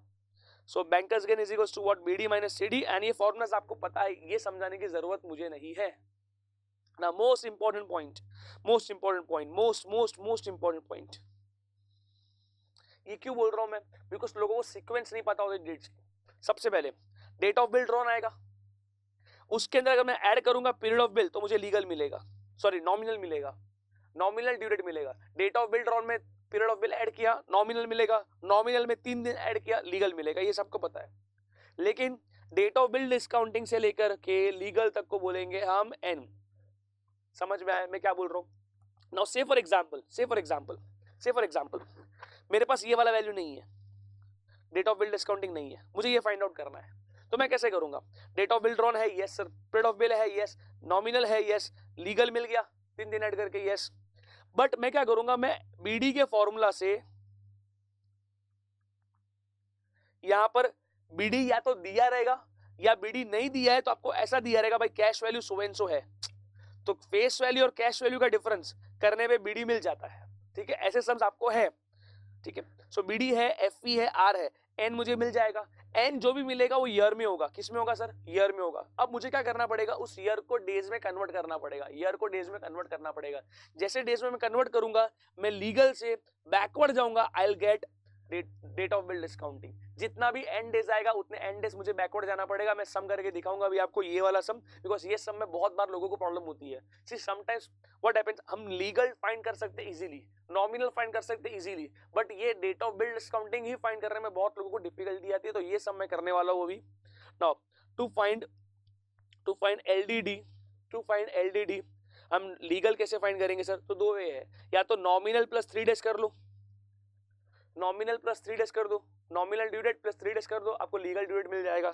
या फिर डेट ऑफ बिल डिस्काउंटिंग में ऐड कर दो N, date of bill discounting में एन ऐड कर दो एल, ठीक है. इसमें ऐड कर दिया N, you will get the legal, ठीक है. And to find the date of bill discounting, legal due date में से माइनस करो N days, legal due date में से बैकवर्ड जाओ, माइनस करो N days, you will get a date of bill discounting. I hope आपको मेरा ये पॉइंट क्लियर हो गया. So now move on to the sum. Example number, मैं एग्जांपल में आपको समझा रहा हूं बिकॉज मुझे वीडियो ज्यादा लंबा नहीं करना है, इसीलिए. Example number 7, page number 9. See over here, simple है. A bill of rupees this drawn, मतलब ये मेरा हो जाएगा फेस वैल्यू. ऑन दिस मतलब ये मेरा हो जाएगा date of bill drawn for 6 month period of bill, POB period of bill. आगे का दिया वो discounted for rupees this much, तो ये मेरा हो जाएगा कैश वैल्यू एट 5%, ये में होगा आर का value. On which day was the bill discounted, मतलब date of bill discounting find करना है। तो जो गिवन पार्ट है, जो भी गिवन वैल्यूज है वो मैंने यहाँ पे लिख दिया कि फेस वैल्यू मेरा इतना है, कैश वैल्यू मेरा इतना है, बैंक का डिस्काउंट मिल जाएगा। समझ में आ रहा है? बैंक का डिस्काउंट मिल गया। अब date of bill drawn is 15 June, ठीक है। एंड अगर इसके अंदर मैं पीरियड ऑफ बिल ऐड करूंगा, 15 जून के अंदर पीरियड ऑफ बिल में ऐड करूंगा, पीरियड कितना है सर? 6 मंथ है। 15 जून के अंदर मैं पीरियड ऑफ बिल ऐड करूंगा, I will get the nominal due date. See मैंने अभी आपको वही समझाया था, देखो यहां पर ध्यान से, डेट ऑफ बिल ड्रॉन के अंदर अगर मैंने पीरियड ऑफ बिल ऐड कर दिया, I will get the nominal, plus 3 days किया, I will get the legal, ठीक है, प्लस 3 डेज किया, I will get the legal, बस का लास्ट बैंक का डिस्काउंट का फॉर्मूला। सो मैं क्या करूंगा, यहाँ पे ये पॉइंट ना लिख करके मैं डायरेक्टली लिखूंगा कि भाई B D is equals to F P into N into R upon 100, ठीक है। डायरेक्टली मुझे क्या मिलेगा? एन मिल जाएगा सॉल्व करके, ठीक है। अब यहाँ पे एन के बदले क्या ले लिया? N upon 365। क्यों एन अपॉन 365 लिया? बिकॉज एन डेज में चाहिए। से फॉर एग्जाम्पल यहाँ पे एन अपना ईयर में आता, उसके पहले यहाँ पे 365 कर दिया। आप एक काम करो, सिंपली अगर आपने इस वे से किया है जैसे सॉल्व एग्जांपल में किया तो प्रॉब्लम नहीं है, बट इन सच के अगर आपने ऐसा नहीं किया है तो कोई इशू नहीं है, आपको ऐसा करने की जरूरत भी नहीं है। सिंपल लॉजिक में काम करता हूँ, करके दिखाता हूँ इस पार्ट, बीडी वाला पार्ट करके दिखाता हूँ। तो उसी सम का कंटिन्यू पार्ट कर रहा हूं मैं। तो BD is equals to face value into N into R upon 100। Now basically BD is 240 if I am not wrong. So basically मैं सिर्फ ये बीडी वाला पार्ट सॉल्व करने वाला हूँ, बिकॉज आपको ये सब पता है। ये सब आगे वाला पार्ट जो basically date of bill drawn, BD कितना आया, face value minus cash value करके, पीरियड ऑफ बिल कितना है, date of bill discounting, date of bill drawn, ये सब आपको पता है और आपने ऑलरेडी कर दिया है यहाँ पे, ठीक है, यहाँ पे दिया हुआ है। सो वो पार्ट मैं सॉल्व नहीं कर रहा हूँ, मैं सिर्फ ये मेन कंटेंट जो है बैंक का डिस्काउंट वाला वही पार्ट यहाँ पे सॉल्व करने वाला हूँ। So B D is equals to face value into N into R upon 100, ठीक है। B D is 240, this is 29 कितना है 29,200 into n into r is how much? R is 5% if I am not wrong. Yes, 5%. So this part will be cancel out, ठीक है। अब यहाँ पे क्या हो जाएगा? तो ये हो जाएगा 240 upon 292 into 5 is equals to n, ठीक है ना। इसको सॉल्व करना पड़ेगा अपने को, तो कितना बनेगा? 240 डिवाइड बाय 5 विल बी, ठीक है। मैंने क्या किया? सिर्फ ये वाला पार्ट सॉल्व किया। सो बेसिकली मैंने इसको ईयर में कन्वर्ट कर दिया, चलो ईयर में ही रखा बेसिकली। अब मुझे एन को चाहिए डेज में, तो मैं क्या करूंगा यहाँ पे 48 अपॉन 292 इंटू 365। सी अगर मुझे ईयर से डेज में जाना है, किस में? ईयर टू डेज में, तो मुझे मल्टीपल 365 करना पड़ेगा। बट अगर डेज से मुझे ईयर में जाना है तो मुझे बेसिकली डिवाइड बाय 365 करना पड़ेगा, ठीक है। सो मल्टीपल 365 किया, पूरा पार्ट सॉल्व करेंगे, you will get the value 60 days. क्या मिलेगा आपको? 60 डेज मिलेगा। सो एन मेरा क्या है? एन मेरा number of days from date of bill discounting to legal due date. Since our legal due date is what? इस सम में लीगल ड्यू डेट कितना है अपना? लीगल ड्यू डेट कितना है बेसिकली? So legal due date is 18 December, ठीक है। आई अज्यूम दैट कि आपको नॉमिनल लीगल सब फाइंड करने को आता है, ठीक है। सो अब क्या करना है हमको? यहाँ पे 18 दिसंबर से बैकवर्ड जाना पड़ेगा। Now we have to find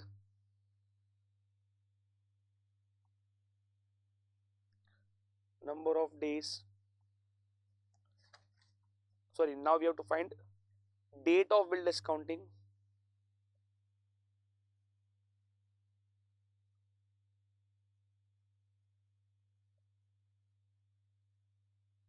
ठीक है। Date of bill discounting is 60 days before 18th December। Simple logic है। एज पर दिस अगर अभी चार्ट को देखोगे, सीक्वेंस को देखोगे, तो लीगल से अगर मैं n माइनस करूंगा then I will get date of bill discounting. तो n मेरा क्या था? 60 डेज था, तो मैं लीगल से माइनस करना पड़ेगा 60 डेज। यहाँ पे मैंने लिखा भी है क्या करना पड़ेगा? Date of bill discounting find करना है, लीगल से माइनस करो n डेज मतलब यहाँ पे क्या हो जाएगा? 60 डेज। सो बेसिकली यहाँ पे अलॉट करना है मुझे 60 डेज। तो सबसे पहली बात तो यहाँ पे डेट ऑफ बिल डिस्काउंटिंग क्या है सर? वो तो फाइंड करना है। लीगल ड्यू डेट क्या है? दिसंबर। तो दिसंबर में बेसिकली वो आ रहा है 18th को आ रहा है। कभी आ रहा है? 18 दिसंबर। तो 18 दिन, ठीक है, तो आपको वेटिंग पीरियड बैकवर्ड में जाना है। अभी तक आप हर समय क्या फॉरवर्ड गए थे, सिर्फ एक ही समय ऐसा जिसके अंदर date of bill discounting find करना है, जिसमें हमको बैकवर्ड जाना पड़ेगा। दिसंबर के पहले नवंबर के पहले अक्टूबर। सी बेसिकली हमको 60 डेज अलॉट करना है, ठीक है। 18 डेज अलॉकेट कर लिया, ठीक है। कितना बचा सर? 42। नवंबर में 30 डेज अलॉकेट किया, कितना बचा सर? 12, ठीक है। अब ये 12 डेज और अलोकेट करने मतलब और वापस बैकवर्ड जाना है, तो अक्टूबर में भी मैं 12 डेज अलोकेट करूंगा। टोटल 60 डेज मैंने अलोकेट कर लिया, नाउ डियर स्टूडेंट्स, तो फिर मेरा 60 डेज टोटल मैंने अलोकेट कर लिया, तो लास्ट क्या है? अक्टूबर में 12 आया, तो अक्टूबर में भी 12 कैसे आया सर? बैकवर्ड में गया। So date of bill discounting is, see मैं बार बार एक ही वर्ड यूज करता हूँ, रीजन सिर्फ एक ही मेरा, ये हाईलाइट करने का रीजन है मेरा basically, date of bill discounting find करना है। सो आपको बैकवर्ड जाना है, मतलब 31 अक्टूबर, 30 अक्टूबर, 29, 28, 27 ऐसे बैकवर्ड जाना है। सो बेसिकली आपका जो यहाँ पे लास्ट आया रहेगा ना अक्टूबर, वो अक्टूबर में डेज कितने होते हैं सर? उसमें होते 31। कितने होते सर उसके अंदर डेज? 31 होते हैं। अब वो 31 में से माइनस करना है जो आपने अलोकेट कर लिया, सर 12 डेज अलोकेट कर लिया, माइनस करो, कितना वैल्यू आएगा सर? माइनस करने पे आएगा समथिंग कुछ 19 आ जाएगा। क्या आएगा सर? यहाँ पे 19 आ गया, ठीक है। So 19 October is date of bill discounting, 19 October is date of bill discounting. You can check. Logic समझ में आ रहा है? सी यहाँ पे बहुत बार ये, अगर ये पार्ट में आपको आता है समझ में तो इश्यू नहीं है, डायरेक्टली कर लो n/365। But in such situation अगर नहीं समझ में आ रहा है इन सच केस, तो व्हाट यू कैन डू, आप n फाइंड कर लो, n फाइंड करके मल्टीपल 365 कर लो। जैसे मैंने अभी आपको बताया कि अगर मुझे ईयर से डेज में कन्वर्ट करना है, मल्टीपल 365 करूंगा, और डेज से ईयर में कन्वर्ट करना है, मैं डिवाइड बाय 365 करता हूँ। ये लॉजिक है, ठीक है। सो बेसिकली n मिल गया, जैसे n मिलेगा हम लोग क्या करेंगे? बैकवर्ड जाएंगे, 60 days before legal due date जाएंगे, तब जाके डेट ऑफ बिल डिस्काउंटिंग मिलेगा। तो मैं क्या कर रहा था? एवरी मंथ डेज अलोकेट करते गया, बट बैकवर्ड में गया, ठीक है।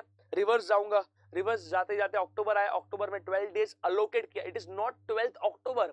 बहुत लोग का मिस्टेक होता है सर, यहाँ पे जो 12 है वही आंसर है, नहीं, वो 12 अक्टूबर है, सॉरी ये 12 डेज है, 12 अक्टूबर नहीं है, ठीक है। लेकिन समझो, मेरी बात ध्यान से समझो, मैं क्या बोल रहा हूं। समझो, मुझे लीगल ड्यू डेट फाइंड करना है। क्या फाइंड करना है? मुझे लीगल ड्यू डेट फाइंड करना है। अगर मुझे लीगल ड्यू डेट फाइंड करना है, डेट ऑफ बिल डिस्काउंटिंग है, तो मैं फॉरवर्ड जाऊंगा। यहाँ पे बैकवर्ड गया था, वहां पे मैं क्या जाऊंगा? फॉरवर्ड जाऊंगा। जब मैं फॉरवर्ड जाऊंगा इन दैट सिचुएशन, पहले जाऊंगा अक्टूबर, फिर नवंबर, फिर दिसंबर। तो अगर दिसंबर में 18 आया, नहीं समझा सर? सी अगर लीगल ड्यू डेट फाइंड करना है, तो अगर मैंने पहले एन फाइंड कर लिया है, तो डेट ऑफ बिल डिस्काउंटिंग में मैं एन डेज ऐड कर दूंगा, तो मुझे लीगल मिलेगा। ये सम आपको पता है, ठीक है, कैसे सॉल्व करना है। तो जो मेरे दिसंबर में 18 डेज आया, तो जो 18 आया वही मेरा लीगल ड्यू डेट होगा, बिकॉज वहां पे मैं फॉरवर्ड गया हूं और यहाँ पे मैं बैकवर्ड आया हूं। ये लॉजिक को समझो। सी यहाँ पे क्या था? बिल ऑफ रुपीज 18,000, ये मेरा फेस वैल्यू है, डिस्काउंटेड फॉर रुपीज सुवेंजो, ये मेरा कैश वैल्यू होगा। दोनों का difference will be banker discount, ठीक है। Drawn on this value, date of bill drawn है, रेट ऑफ इंटरेस्ट दिया हुआ है, ठीक है। सो ये अपना फेस वैल्यू हो जाएगा, एसडी मतलब फेस वैल्यू है बेसिकली ये, ठीक है। कैश वैल्यू है, बीडी मिल गया। तो बीडी का फॉर्मूला में यहाँ पे एफपी लिखो, एसडी लिखो, एक ही बात हो जाती है, इसलिए यहाँ पे एफपी लिखो, एसडी लिखो, one and the same thing. उस बेसिस पे मैंने एन फाइंड आउट कर लिया। जैसे एन मिल जाएगा, ये किसमें सर? एन ईयर्स में है। मुझे फाइंड क्या करना है? लीगल ड्यू डेट फाइंड करना है। Simple logic sir, date of bill discounting के अंदर एंड डेज ऐड कर दो, ठीक है। सर एंड डेज ऐड नहीं करता हो तो दूसरा ऑप्शन क्या है? नॉमिनल प्लस 3 डेज कर लो, नॉमिनल प्लस 3 डेज कर दो। बट नॉमिनल कब मिलेगा? जब मेरे पास पीरियड ऑफ बिल होगा। यहाँ पर पीरियड ऑफ बिल भी मेंशन किया नहीं है, पीरियड ऑफ बिल भी मेंशन किया नहीं है, ठीक है। जैसे ईयर्स में आया, मल्टीपल क्या कर गया? 365 कर दिया, तो एन मिल गया डेज में। सो बेसिकली एन मेरा 73 डेज आया। सो यहाँ पर मैं क्या करूंगा? मैं ये पार्ट नहीं लिखूंगा, उसके बदले में क्या लिखने वाला हूँ? उसके बदले में लिखूंगा, now we have to find legal due date, so we will add n days to date of bill discounting, ठीक है।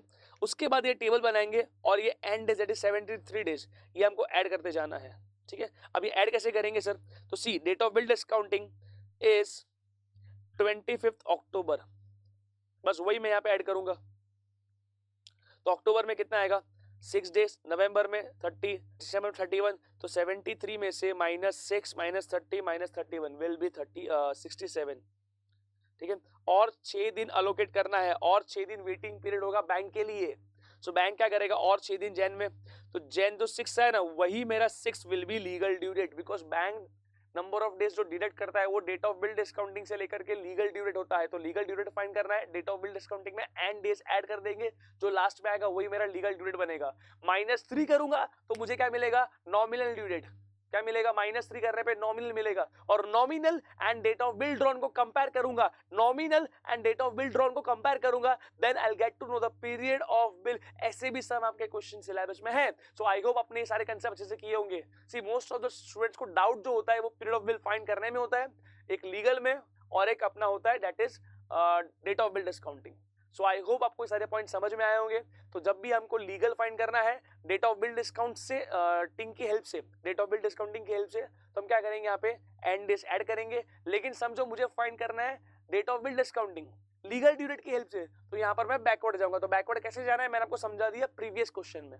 सो आई होप आपको ये पॉइंट समझ में आ गया। Now question number 10, banker discount is calculated for 1 year is 13.5 times its banker gain. तो banker discount is BD is 13.5 times of bankers gain. Let us assume bankers gain x है, तो BD कितना आ जाएगा 13.5x। Find करना है rate of interest. क्या find करना है, रेट ऑफ इंटरेस्ट। ठीक है, सो बेसिकली फिर क्या किया यहाँ पे, से बीजी मेरा x है, BD मेरा 13.5x है, TD मिल गया, ये सब मिल जाएगा। उसके अकॉर्डिंगली मैं बीजी का फॉर्मूला यूज करूंगा, that is CD into N into R upon 100 and solve करूंगा। तो मेन पॉइंट इज यहाँ पर जो प्रॉब्लम होता है स्टूडेंट को, ये पॉइंट समझना इंपॉर्टेंट है। ये पॉइंट समझ में आ गया, बाकी खत्म हो गया। ठीक है, बस जो इंपॉर्टेंट पॉइंट है सारे मैंने इंपॉर्टेंट पॉइंट्स कवर कर दिए। ये सारे पॉइंट्स में आई थिंक पूरा चैप्टर का पार्ट कवर हो जाएगा आपका। ठीक है, सो आई होप जो भी पॉइंट मैंने समझा आपने अच्छे से समझा है एंड उसके अकॉर्डिंगली आपने प्रैक्टिस करोगे। ठीक है, एंड ये प्लीज जो भी वीडियो से जो भी थियरी मिला है प्लीज आप अच्छे से इसको प्रैक्टिस करना। एग्जाम के टाइम पे आपको ये लास्ट मोमेंट पे ये पढ़ के जाना है, एग्जाम के दिन आपको पूरा थियरी एक बार देख के जाना है। So please do practice and all the best for your exam. Thank you for watching this lecture. Have a nice day.